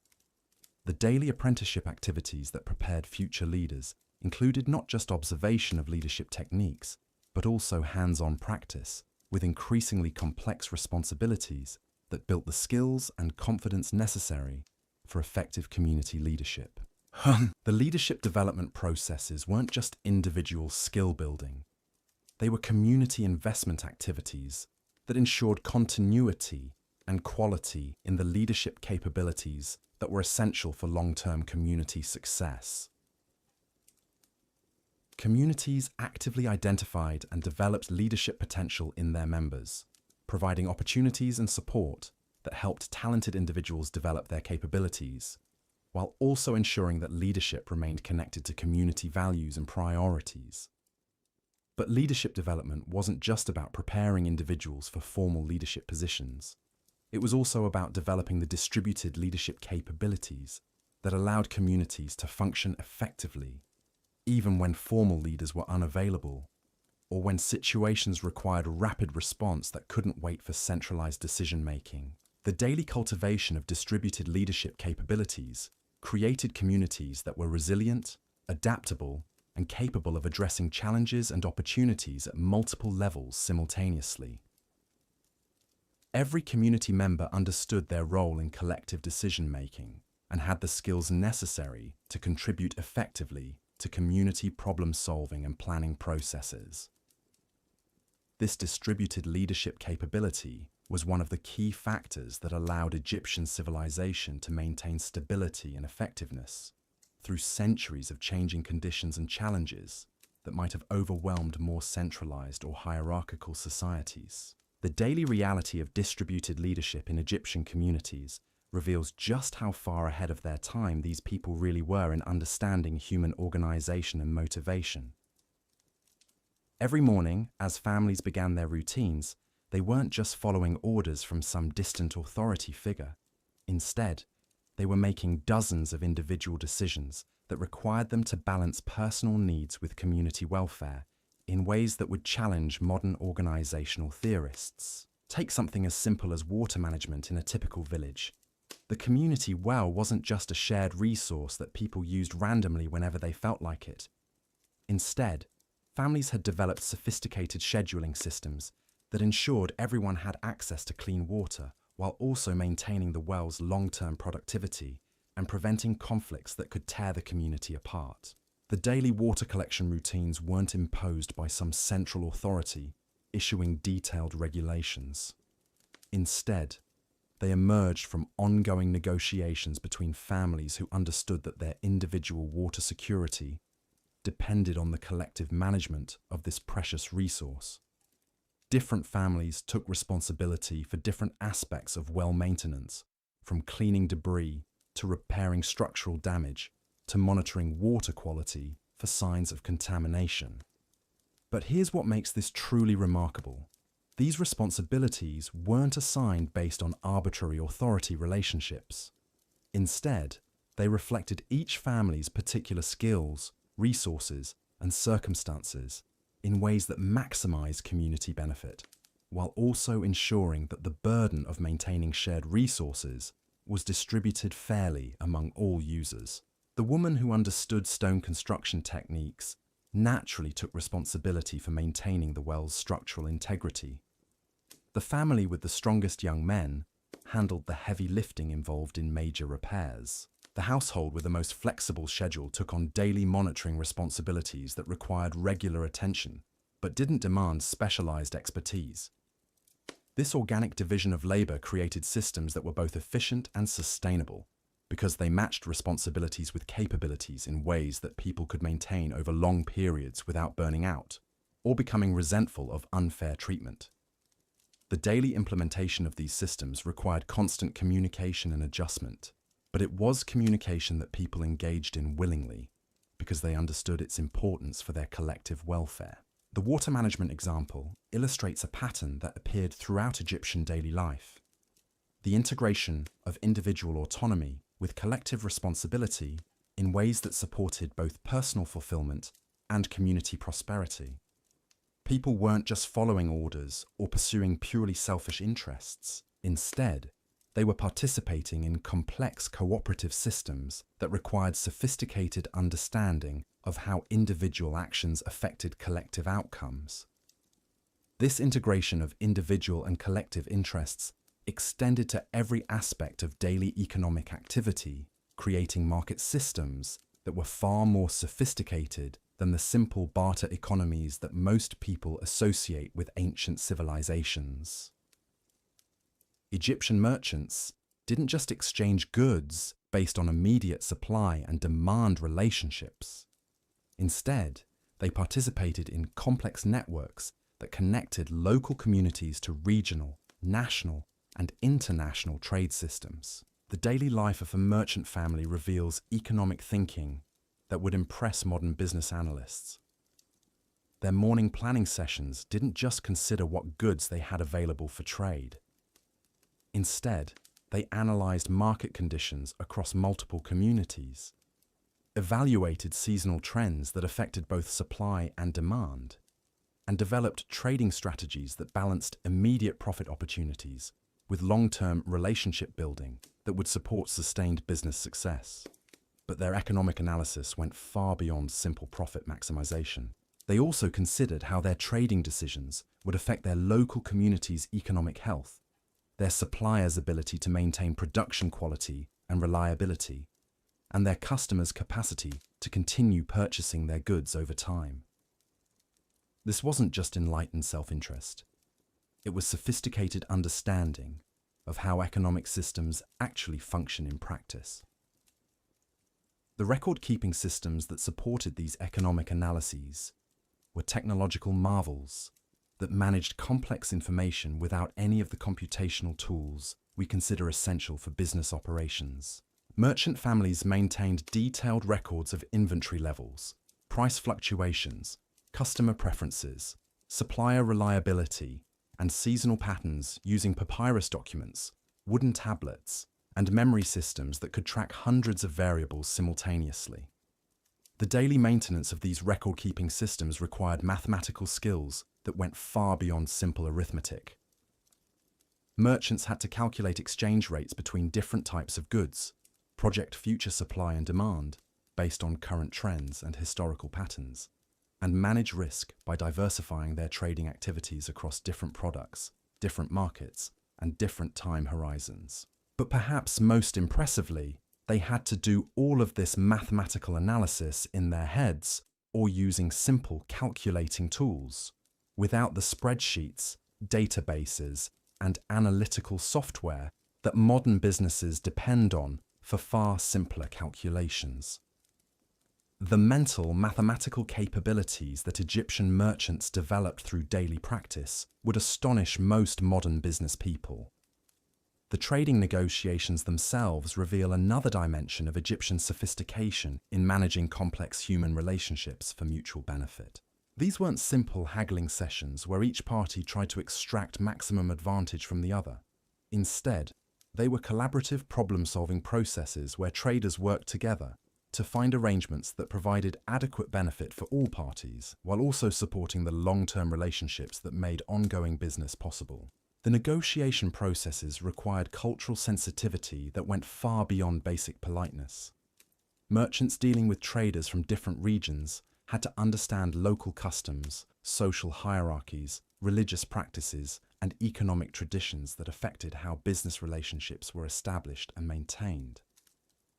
A merchant who violated cultural norms in one community might find himself excluded from trading opportunities throughout an entire region.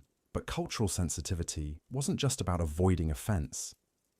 It was also about identifying opportunities for mutually beneficial arrangements that might not be obvious to outsiders who didn't understand local conditions and needs. A merchant who understood that a particular community had seasonal labor shortages might arrange trades that provided workers during critical periods in exchange for goods that were abundant locally but scarce in his home community. These complex trading arrangements required legal and social frameworks that could enforce agreements across long distances and extended time periods. Egyptian merchants developed contract systems that specified not just the basic terms of exchanges, but also contingency provisions that addressed what would happen if various problems or opportunities arose during the execution of trading agreements. The daily management of these contractual relationships required legal knowledge that went far beyond simple rule following.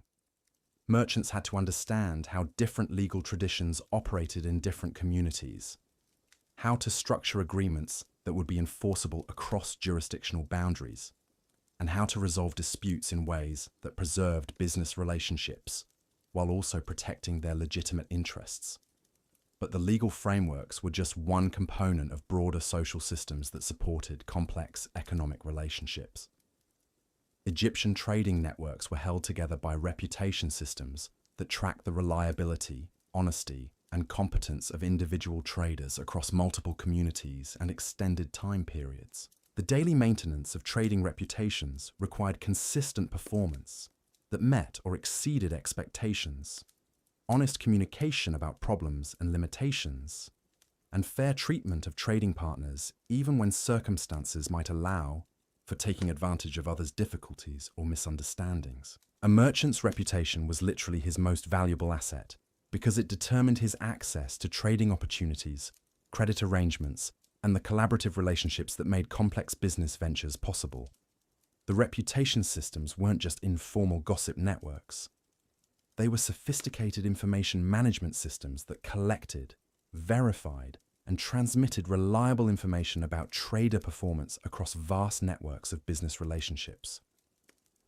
Trading communities maintained detailed records of individual merchants' reliability, quality standards, and business practices that informed credit decisions, partnership opportunities, and the selection of trading partners for new ventures. These reputation systems created powerful incentives for honest and competent business practices, because merchants who developed reputations for unreliability or dishonesty found themselves excluded from the most profitable trading opportunities.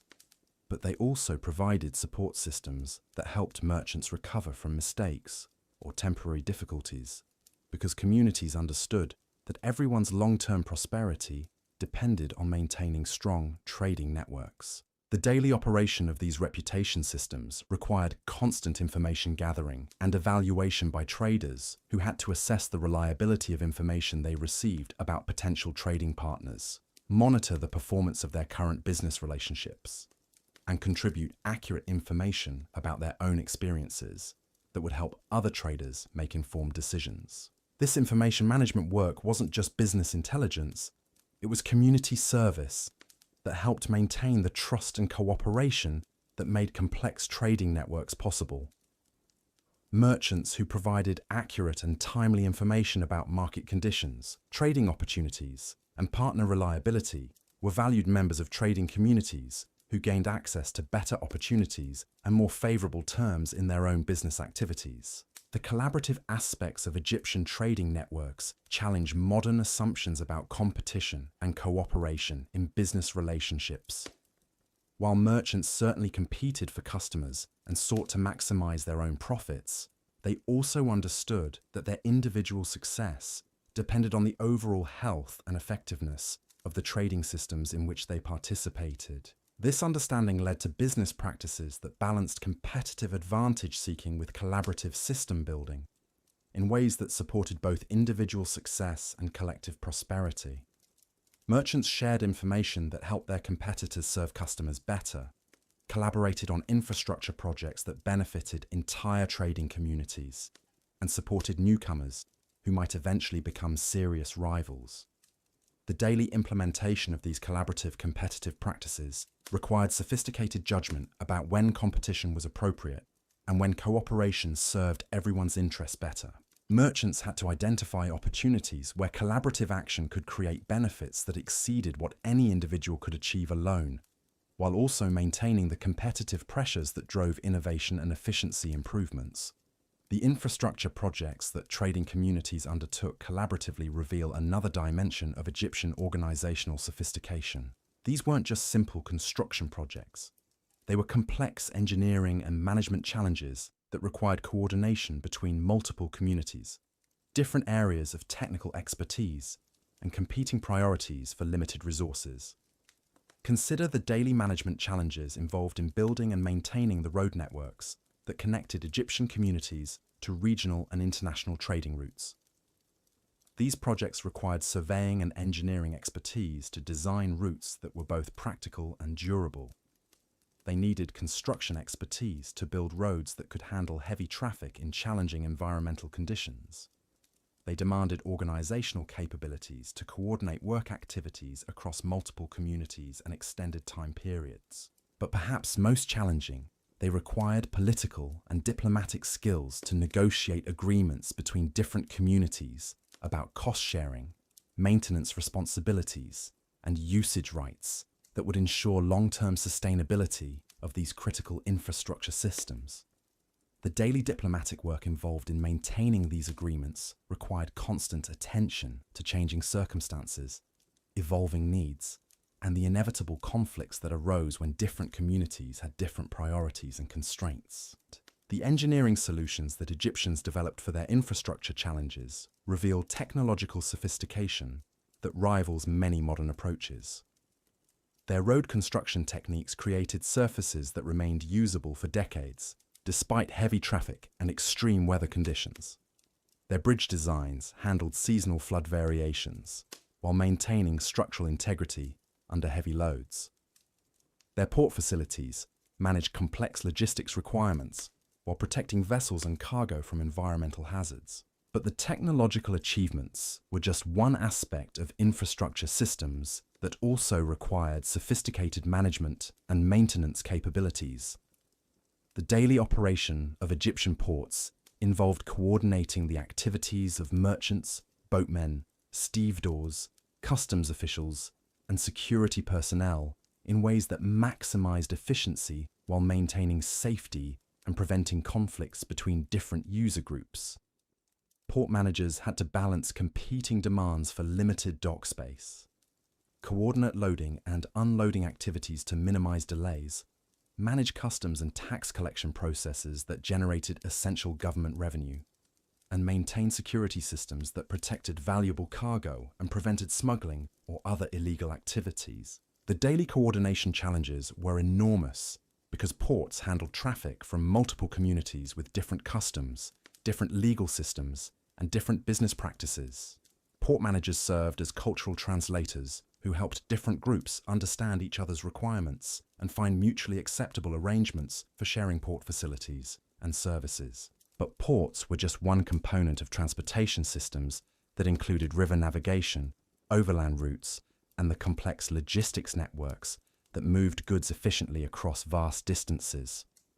The daily management of these transportation systems required coordination between different types of transport specialists, different communities along transportation routes, and different government authorities responsible for maintaining security and collecting taxes.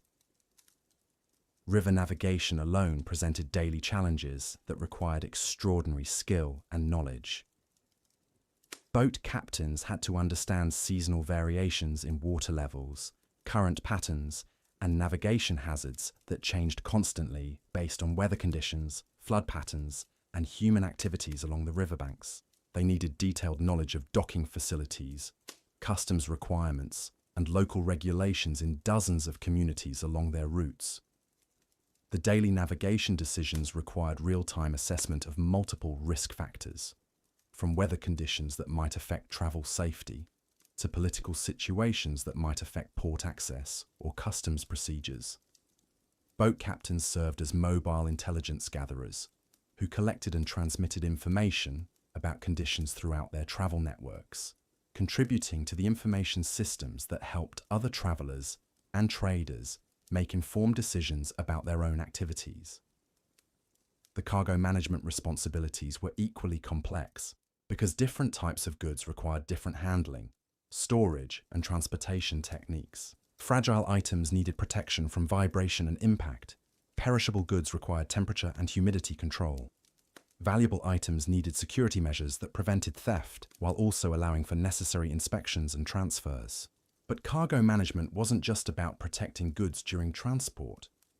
It was also about coordinating complex logistics that ensured goods arrived at their destinations at the right time to meet customer needs and market conditions.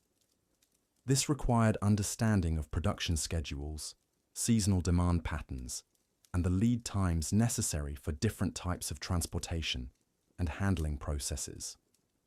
The daily logistics coordination work required communication systems that could track cargo movements, coordinate transfers between different transportation modes, and provide advance notice to customers and trading partners about expected arrival times and any delays or problems that might affect delivery schedules. These communication challenges were particularly complex because they had to function across multiple communities with different languages, different communication systems, and different technical capabilities for receiving and transmitting messages. Transportation managers served as nodes in communication networks that connected producers, traders, and customers across vast distances and diverse cultural contexts. The cultural bridging work that transportation systems provided was just as important as their economic functions, because they facilitated the exchange of ideas, technologies, and cultural practices that enriched Egyptian civilization and connected it to broader networks of human knowledge and innovation. Travelers weren't just moving goods, they were also carrying information, techniques, and perspectives that contributed to continuous learning and adaptation throughout Egyptian society. The daily cultural exchange activities that occurred at transportation hubs created learning environments where people from different communities could observe different approaches to common challenges, share their own innovations and discoveries, and collaborate on solving problems that affected multiple communities. These informal learning networks were essential components of the innovation systems that kept Egyptian civilization adaptable and progressive. But cultural exchange wasn't just accidental byproduct of economic activity. It was deliberately cultivated through social institutions that encouraged interaction, learning, and collaboration between people from different backgrounds and communities.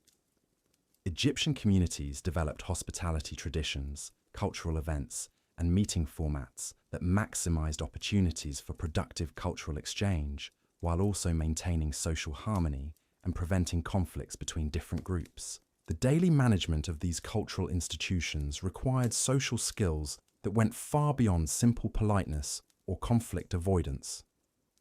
Community leaders had to understand how to facilitate productive interactions between people with different customs, values, and communication styles. They needed techniques for helping people find common ground, while also respecting and celebrating differences that enriched community life. The festival systems that brought together people from multiple communities reveal another dimension of Egyptian sophistication in managing complex social and cultural dynamics. These weren't just parties or religious observances. They were carefully orchestrated events that served multiple functions simultaneously, from economic coordination to conflict resolution to cultural transmission and innovation. The daily preparation activities for major festivals required months of advanced planning that coordinated the efforts of multiple communities, different areas of specialization, and competing demands for limited resources. Festival organizers had to manage everything from food production and transportation to entertainment programming and security arrangements, all while ensuring that the events served their intended cultural and social functions. But festival organization wasn't just logistical management. It was also cultural curation that determined which traditions would be preserved and celebrated, which innovations would be introduced and tested, and which values and practices would be reinforced or modified through community participation in shared cultural experiences. The daily cultural curation work required deep understanding of community values and aspirations, sensitivity to changing social conditions and needs, and creativity in developing cultural expressions that remained connected to traditional foundations, while also addressing contemporary challenges and opportunities. Festival programming had to balance entertainment with education, tradition with innovation, and local identity with broader cultural connections. Successful festivals created experiences that people enjoyed and remembered, while also transmitting important cultural knowledge and strengthening social bonds that supported community cooperation and resilience. The educational functions of festivals reveal another aspect of Egyptian sophistication in managing knowledge transmission and cultural continuity. These events weren't just opportunities for people to have fun. They were also intensive learning experiences that transmitted practical skills, cultural values, and social knowledge in ways that were both effective and enjoyable. Children learned about their cultural heritage through stories, songs, and dramatic performances that made abstract concepts concrete and memorable. They observed adult skills and responsibilities through festival activities that demonstrated proper techniques and social behaviors. They practiced their own developing capabilities through games, competitions, and performance opportunities that provided feedback and encouragement. But adult education was equally important because festivals provided opportunities for sharing innovations, discussing community challenges, and learning about developments in other communities that might be relevant to local needs and opportunities. Festival discussions and demonstrations served as continuing education systems that kept community members current with evolving best practices and emerging possibilities. The knowledge management systems that supported these educational functions were remarkably sophisticated, involving systematic collection, organization, and presentation of information that maximized learning effectiveness, while also ensuring accuracy and relevance. Festival educators weren't just entertainers. They were also researchers and analysts who studied community needs, gathered relevant information, and developed presentation methods that communicated effectively with diverse audiences. The daily research and preparation work required for effective festival education involved extensive consultation with community experts, systematic observation of successful practices in other communities, and creative development of teaching methods that engage participants while also transmitting essential knowledge and skills. But perhaps most remarkably, Egyptian festival systems created feedback mechanisms that allowed for continuous improvement and adaptation based on participant response and changing community needs. Festival organizers systematically evaluated the effectiveness of their educational programming, gathered suggestions for improvement, and modified their approaches to better serve their community's learning and development needs. These continuous improvement processes weren't just individual initiative, they were systematic community commitments to maintaining and enhancing the cultural institutions that supported collective learning and adaptation. Communities invested significant resources in developing and maintaining their festival systems, because they understood their importance for long-term community success and individual fulfillment. The daily maintenance work required for these cultural institutions reveals another dimension of Egyptian understanding of what was necessary for creating and sustaining successful human communities. They recognized that cultural systems required the same careful attention and systematic maintenance as economic systems, political systems, and physical infrastructure. Cultural maintenance work included everything from preserving traditional knowledge and practices to adapting cultural institutions to changing circumstances and needs. Community leaders spent significant time each day monitoring the health and effectiveness of cultural systems, identifying emerging challenges or opportunities, and coordinating responses that maintained cultural vitality while also supporting community adaptation and growth. This cultural maintenance work wasn't just preserving the past. It was actively creating the future by determining how Egyptian traditions and values would evolve to address new challenges and opportunities while maintaining their essential character and effectiveness. As we continue to explore the incredible complexity and sophistication of ancient Egyptian daily life, we begin to understand that these weren't just people who happened to live a long time ago.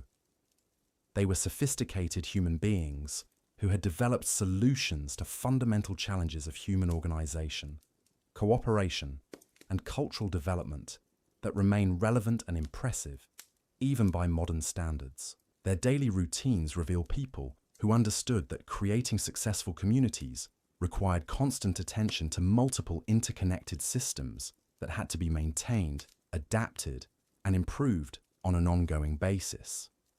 They developed organizational capabilities, cultural institutions, and social practices that supported both individual fulfillment and collective prosperity in ways that modern societies are still trying to achieve. But to fully appreciate their achievements, we need to continue our exploration of how these remarkable people managed the countless details and challenges that filled their daily lives, creating and maintaining one of history's most successful and enduring civilizations through sophisticated understanding of what humans need to thrive individually and collectively. The religious dimensions of daily Egyptian life reveal layers of spiritual sophistication that would challenge anyone who thinks ancient peoples had simple, superstitious beliefs. Every morning, as families began their routines, they weren't just going through mechanical motions to survive another day. Instead, they were participating in a complex spiritual ecosystem that integrated religious observance with practical activities in ways that provided both psychological support and community cohesion. Consider the morning offerings that began each day in Egyptian households. These weren't just quick prayers mumbled before rushing off to work. Instead, they were carefully structured rituals that required specific preparations, proper timing, and genuine spiritual engagement that connected individuals to cosmic forces. They believed governed everything from personal health to agricultural success. The preparation of morning offerings required knowledge that went far beyond simple memorization of religious formulas.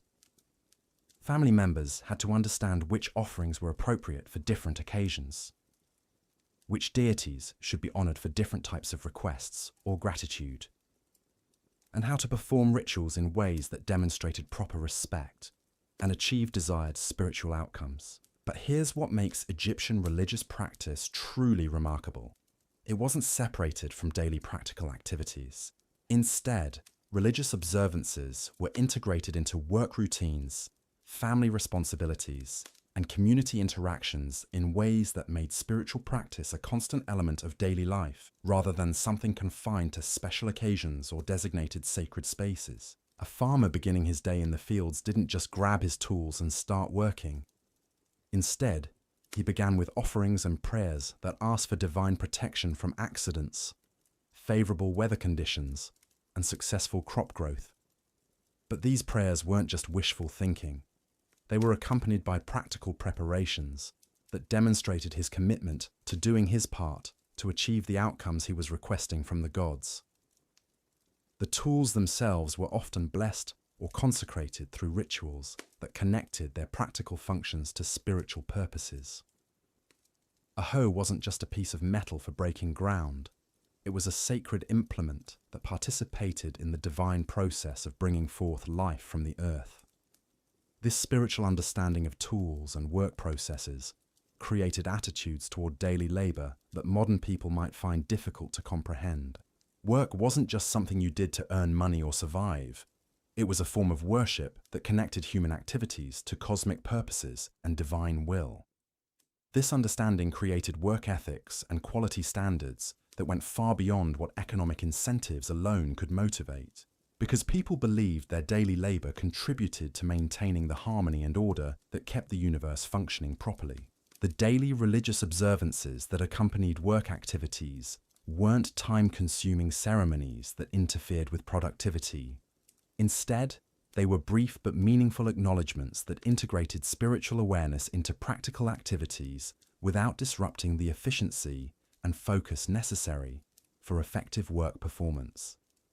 A craftsman shaping wood might pause periodically to acknowledge the spirit of the tree that provided his material, ask for guidance in achieving proper proportions and finish quality, or express gratitude for the skills and opportunities that made his work possible. These spiritual pauses actually enhanced rather than hindered work quality, because they encouraged the kind of mindful attention and emotional engagement that produced superior results. The workshop environments themselves were designed to support both practical efficiency and spiritual practice. Many workshops included small shrines or sacred spaces where workers could make offerings, seek guidance, or express gratitude without leaving their work areas. These weren't elaborate temples. They were simple but meaningful spaces that acknowledged the spiritual dimensions of daily work activities. The spiritual practices that accompanied different types of work reveal sophisticated understanding of how religious observance could support both individual well-being and collective effectiveness. Different crafts had different patron deities, different ritual requirements, and different spiritual practices that reflected the specific challenges and opportunities associated with different types of work. Metal workers, for example, worked with materials and processes that involved dramatic transformations that seemed almost magical to ancient peoples. The process of heating metal until it glowed, shaping it while hot and cooling it to create tools or decorative objects, required spiritual practices that acknowledged the mysterious forces involved in these transformations, while also asking for protection from the very real dangers of working with fire and molten metal. The daily spiritual practices of metalworkers included offerings to Ptah, the god of craftsmanship, but also to other deities associated with fire, transformation, and protection from harm. These practices weren't just insurance policies against accidents. They were also psychological preparation techniques that helped workers maintain the focus and confidence necessary for safe and effective work with dangerous materials and processes.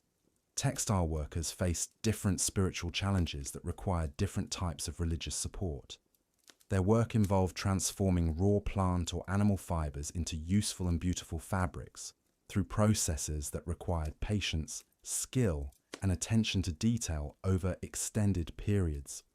The spiritual practices associated with textile work emphasized persistence, creativity, and the kind of meditative focus that could sustain high-quality work through long, repetitive processes. The daily religious observances of textile workers included prayers for steady hands, clear vision, and the creative inspiration necessary for developing beautiful and functional fabric designs. But they also included gratitude practices that acknowledged the plants and animals that provided their raw materials, and requests for blessings on the people who would eventually use the fabrics they were creating. This awareness of the broader purposes and connections of their work created meaning and satisfaction that went far beyond simple economic compensation. Textile workers understood that their daily labor contributed to clothing families, decorating homes, and creating the material culture that supported community life and individual dignity. The spiritual practices associated with food preparation and storage reveal another dimension of Egyptian religious sophistication. food wasn't just fuel for physical bodies, it was also spiritual nourishment that connected people to the divine forces that governed fertility, growth, and abundance. The daily activities involved in growing, preparing, and sharing food were opportunities for spiritual practice that acknowledged these divine connections, while also expressing gratitude for the sustenance that made life possible. Women who specialized in food preparation often began their daily work with prayers and offerings that asked for guidance in creating nourishing and delicious meals, protection from foodborne illnesses, and blessings on the families and communities who would share the food they prepared. These prayers weren't just routine formalities. They were genuine expressions of spiritual understanding about the sacred nature of feeding others. The cooking processes themselves incorporated spiritual practices that enhanced both food quality and spiritual significance. Certain ingredients were added with specific prayers or intentions. Cooking fires were lit with acknowledgement of the sacred nature of the transformative power of heat. Food storage involved rituals that asked for divine protection from spoilage and contamination. But perhaps most importantly, food sharing was understood as a spiritual practice that created and strengthened community bonds, while also honoring the divine generosity that made abundance possible. Family meals weren't just occasions for consuming nutrition. They were spiritual celebrations that acknowledged the many sources of blessing that made shared abundance possible. The daily religious practices associated with child-rearing reveal Egyptian understanding of the spiritual dimensions of family life and community development. Children weren't just economic assets or sources of emotional satisfaction. They were also spiritual beings whose proper development required religious guidance and divine protection that complemented parental care and community support. The daily spiritual practices of parents included prayers for their children's health, safety, and proper development, but also for wisdom in providing appropriate guidance and discipline. Parenting was understood as a spiritual responsibility that required divine support and guidance, because raising children properly affected not just individual families, but also the future well-being of entire communities. Children themselves participated in daily religious practices that were appropriate for their developmental stages and gradually prepared them for the adult spiritual responsibilities they would eventually assume. These weren't just formal religious education sessions. They were integrated learning experiences that taught spiritual concepts through participation in family and community religious activities. Young children learned prayers and simple rituals by observing and gradually participating in family religious practices. As they grew older, they took on more complex responsibilities that required greater understanding of religious principles and more sophisticated spiritual practices. By adulthood, they possessed the religious knowledge and spiritual disciplines necessary for maintaining their own spiritual practices, while also contributing to community religious life. The educational aspects of Egyptian religious practice reveal sophisticated understanding of how spiritual development could support both individual fulfillment and community effectiveness. Religious education wasn't just memorization of prayers and rituals. It was character development that taught values, attitudes, and behavioral patterns that supported both personal well-being and social cooperation. Daily religious practices taught patience through rituals that required careful preparation and sustained attention. They taught gratitude through acknowledgement of the many sources of blessing that made daily life possible. They taught humility through recognition of human dependence on divine guidance and support. They taught responsibility through understanding of how individual actions affected both personal spiritual development and community well-being. But perhaps most importantly, daily religious practices taught systems thinking that helped people understand how their individual activities connected to larger patterns of meaning and purpose. Religious observances weren't just personal spiritual exercises. They were also educational experiences that taught about cosmic order, social responsibility, and the interconnections that linked individual actions to collective outcomes. The seasonal variations in Egyptian religious practices reveal another dimension of spiritual sophistication that integrated religious observance with natural cycles and community activities. Different times of year brought different spiritual opportunities and responsibilities that reflected changing environmental conditions, agricultural activities, and community needs. During flood season, when the Nile inundated the farmlands and outdoor work was limited, religious practices emphasized reflection, planning, and preparation for the intensive activities that would follow when the waters receded.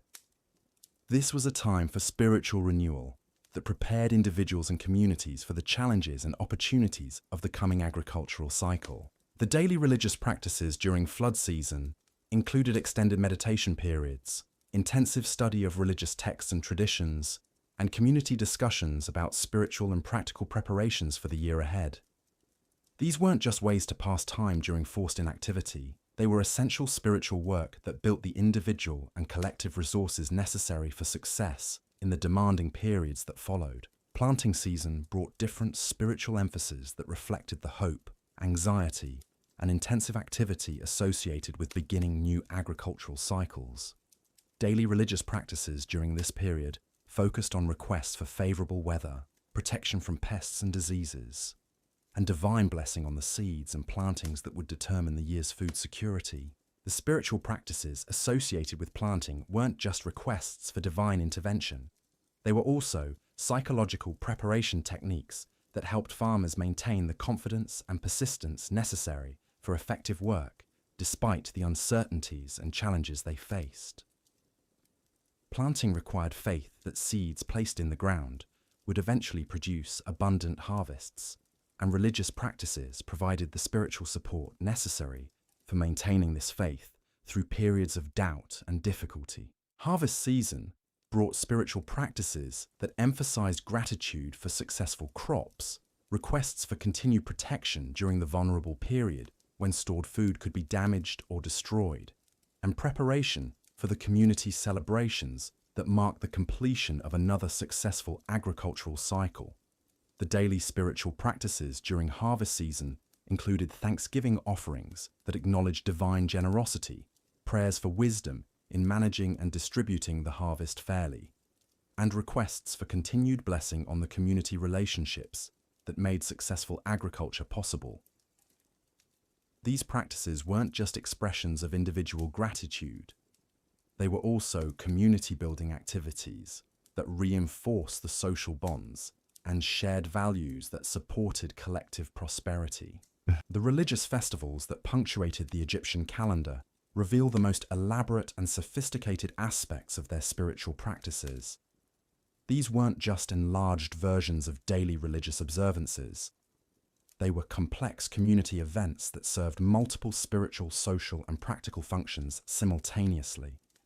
The daily preparation activities for major religious festivals required months of advanced planning that coordinated religious requirements with practical logistics in ways that ensured both spiritual authenticity and community participation. Festival organizers had to understand religious traditions and requirements while also managing the complex practical arrangements necessary for large community gatherings. The spiritual preparation for festivals involved not just individual prayer and meditation, but also community discussions about the meanings and purposes of the celebrations, resolution of conflicts that might interfere with proper festival observance, and collective commitment to the spiritual disciplines and community cooperation necessary for successful celebrations. Festival activities themselves integrated religious ceremonies with community feasting, artistic performances, and social activities that strengthened community bonds, while also providing intense spiritual experiences that renewed individual and collective commitment to shared values and purposes. The artistic elements of religious festivals reveal another dimension of Egyptian spiritual sophistication. Music, dance, visual arts, and dramatic performances weren't just entertainment additions to religious ceremonies. They were integral components of spiritual practices that engaged multiple senses and emotional capacities in ways that created profound religious experiences.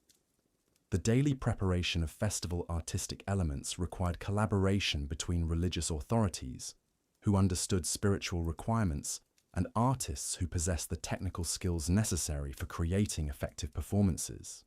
This collaboration produced artistic expressions that were both spiritually authentic and artistically excellent, creating religious experiences that were both meaningful and memorable.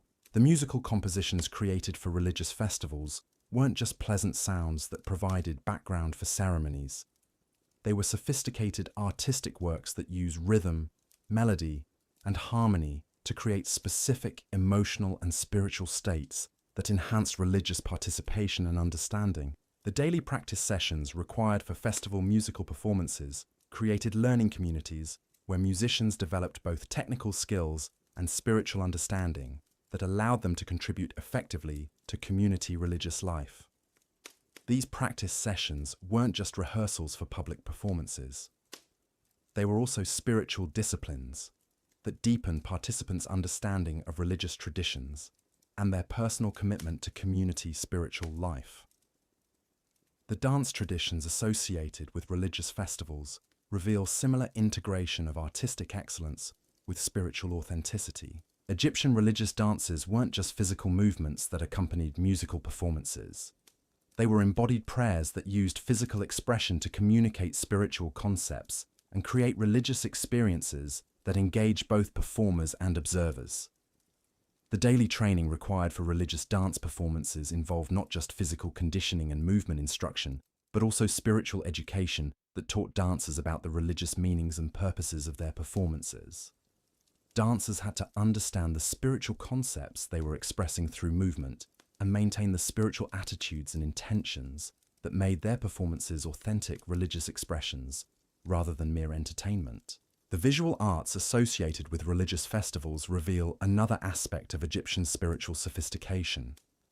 Paintings, sculptures, decorative objects, and architectural elements weren't just beautiful additions to religious spaces.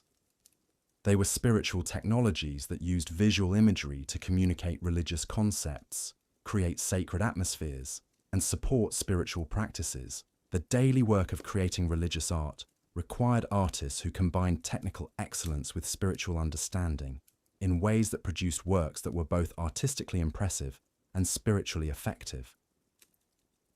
Religious artists weren't just skilled craftsmen. They were also spiritual practitioners whose artistic work was itself a form of religious practice that contributed to community spiritual life. The creation process for religious artworks involved spiritual practices that blessed the materials, consecrated the tools, and maintained spiritual awareness throughout the production process. Artists understood that their work would be used for religious purposes and took responsibility for ensuring that their creations supported rather than hindered authentic spiritual experience. But perhaps most remarkably, Egyptian religious art wasn't just created by specialists for passive consumption by community members. Instead, community members often participated in creating religious artworks, learning artistic skills while also deepening their spiritual understanding and commitment. The daily community art-making activities associated with religious festivals created learning environments where people of all skill levels could contribute to community spiritual life while also developing their own artistic capabilities and spiritual understanding. These activities weren't just craft projects, they were spiritual practices that strengthened both individual development and community bonds. The religious education systems that supported these complex spiritual practices reveal Egyptian understanding of how spiritual knowledge and practices could be transmitted effectively across generations and social groups. Religious education wasn't just formal instruction provided by specialized religious authorities. It was integrated learning that occurred through participation in daily religious practices and community spiritual activities. Children learned religious concepts and practices through observation and gradual participation in family and community spiritual activities. They didn't just memorize prayers and rituals. They developed understanding of spiritual principles through practical application in daily life situations that made abstract concepts concrete and personally meaningful. Adult religious education continued throughout life through ongoing participation in community spiritual activities, personal study and reflection, and mentoring relationships with more experienced spiritual practitioners. Religious learning wasn't just preparation for adult responsibilities. It was lifelong development that deepened understanding and strengthened spiritual practices over time. The daily religious education activities included not just formal instruction sessions, but also informal discussions, personal consultations, and collaborative study projects that allowed people to explore spiritual questions and develop understanding at their own pace and according to their particular interests and needs. The spiritual counseling and guidance systems that supported individual religious development reveal another dimension of Egyptian religious sophistication. Community. Religious leaders weren't just ceremonial figures who performed public rituals.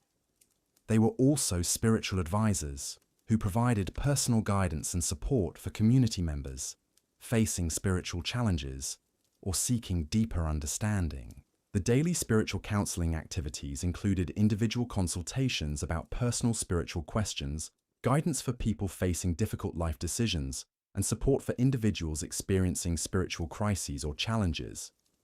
These counseling services weren't just emotional support. They were also educational opportunities that helped people develop better understanding of spiritual principles and more effective spiritual practices.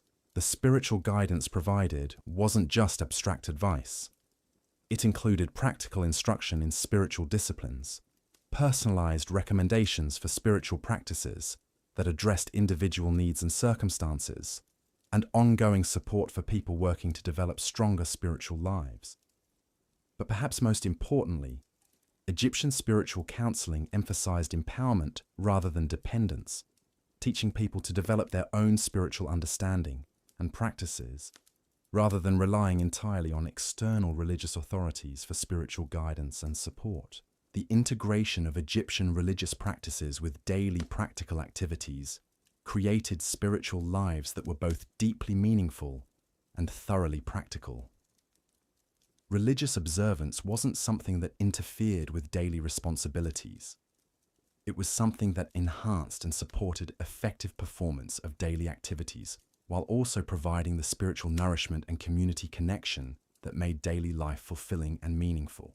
This integration of spiritual and practical life created individuals who were both spiritually developed and practically competent, communities that were both religiously observant and economically productive, and a civilization that was both spiritually sophisticated and materially successful. The daily reality of Egyptian spiritual life reveals people who understood that human beings need more than just material security and physical comfort to thrive. They developed religious practices and spiritual communities that provided meaning, purpose, and transcendent connection, while also supporting the practical activities and social relationships that made successful daily life possible. Their approach to integrating spiritual and practical life offers insights that remain relevant for modern people seeking to create lives that are both materially successful and spiritually fulfilling, both individually satisfying and socially beneficial. As we continue to explore the remarkable sophistication of ancient Egyptian daily life, we see that their spiritual practices weren't just add-ons to practical activities. They were integral components of comprehensive life systems that supported human flourishing at multiple levels simultaneously. The healthcare systems that supported Egyptian daily life reveal another dimension of their sophisticated understanding of human needs and effective community organization. Egyptian approaches to health and healing integrated physical treatments with spiritual practices and social support in ways that addressed the multiple factors that affected individual and community well-being. Daily healthcare activities weren't just responses to illness and injury. They were proactive practices that maintained health and prevented problems through understanding of how diet, exercise, environment, and lifestyle affected physical and mental well-being. Egyptian families didn't just wait for health problems to develop. They engaged in daily practices that supported optimal health and identified potential problems before they became serious. The morning health routines that began each day included physical exercises that maintained strength and flexibility, dietary practices that provided balanced nutrition, and environmental modifications that protected against health hazards. But they also included spiritual practices that supported mental and emotional well-being and social activities that provided the community support that was essential for comprehensive health maintenance. Egyptian understanding of the connections between physical, mental, emotional, and spiritual health was remarkably sophisticated, reflecting holistic approaches to human well-being that modern medicine is only beginning to rediscover. They understood that effective healthcare required attention to all dimensions of human experience rather than just treating isolated symptoms or conditions. The daily healthcare practices of Egyptian families included herbal preparations that provided both nutritional support and medical treatment, physical therapies that addressed musculoskeletal problems and maintained optimal function, and psychological supports that helped people cope with stress and maintain emotional balance. Women often specialized in healthcare knowledge and practices, maintaining herb gardens that provided medicinal plants, preparing therapeutic preparations that addressed common health problems, and providing healthcare services that supported family and community health. Their daily healthcare activities weren't just treating illness, they were maintaining comprehensive health systems that supported optimal well-being for everyone in their communities. The healthcare knowledge that women maintained and transmitted wasn't just folk wisdom passed down through generations, it was sophisticated understanding of human physiology, plant pharmacology, and therapeutic techniques that had been refined through centuries of careful observation and systematic experimentation. The daily healthcare activities included monitoring family and community members for early signs of health problems, preparing and administering therapeutic treatments, and providing the supportive care that helped people recover from illness and injury while maintaining their social connections and community roles. But Egyptian healthcare wasn't just individual family responsibility, it was also community activity that involved shared knowledge, collaborative treatment approaches, and collective support for people experiencing serious health challenges. Communities maintained healthcare resources and expertise that supplemented family capabilities, while also ensuring that everyone had access to the care they needed regardless of their individual circumstances. The daily community healthcare activities included sharing medicinal plants and therapeutic knowledge, providing collaborative care for people with serious health problems, and maintaining community health practices that prevented the spread of infectious diseases and addressed environmental health hazards. The healthcare practitioners who served Egyptian communities weren't just individual healers working in isolation. They were members of professional networks that shared knowledge, collaborated on difficult cases, and maintained standards of practice that ensured effective and safe healthcare delivery. The daily professional activities of healthcare practitioners included not just treating individual patients, but also maintaining and developing their knowledge and skills, collaborating with other practitioners to share expertise and resources, and contributing to community health education and prevention programs. The healthcare training systems that prepared new practitioners reveal Egyptian understanding of the complex knowledge and skills required for effective healthcare delivery. Healthcare education wasn't just apprenticeship in practical techniques. It was comprehensive education that included understanding of human anatomy and physiology, knowledge of therapeutic plants and preparations, and development of the diagnostic and treatment skills necessary for effective practice. The daily healthcare education activities included both formal instruction and practical experience that gradually prepared students for independent practice while also ensuring that they understood the ethical responsibilities and community obligations that came with healthcare expertise. But healthcare education didn't end with initial training. It continued throughout practitioners' careers through ongoing learning opportunities, collaborative case discussions, and systematic observation of treatment outcomes that supported continuous improvement in healthcare knowledge and practices. The daily professional development activities of healthcare practitioners included studying new therapeutic approaches, experimenting with improved treatment methods, and sharing their discoveries and innovations with other practitioners who could benefit from their experience and insights. The healthcare systems that supported Egyptian communities weren't just individual services. They were integrated networks that connected family healthcare practices with community resources and professional expertise in ways that provided comprehensive health support for everyone, regardless of their individual circumstances or capabilities.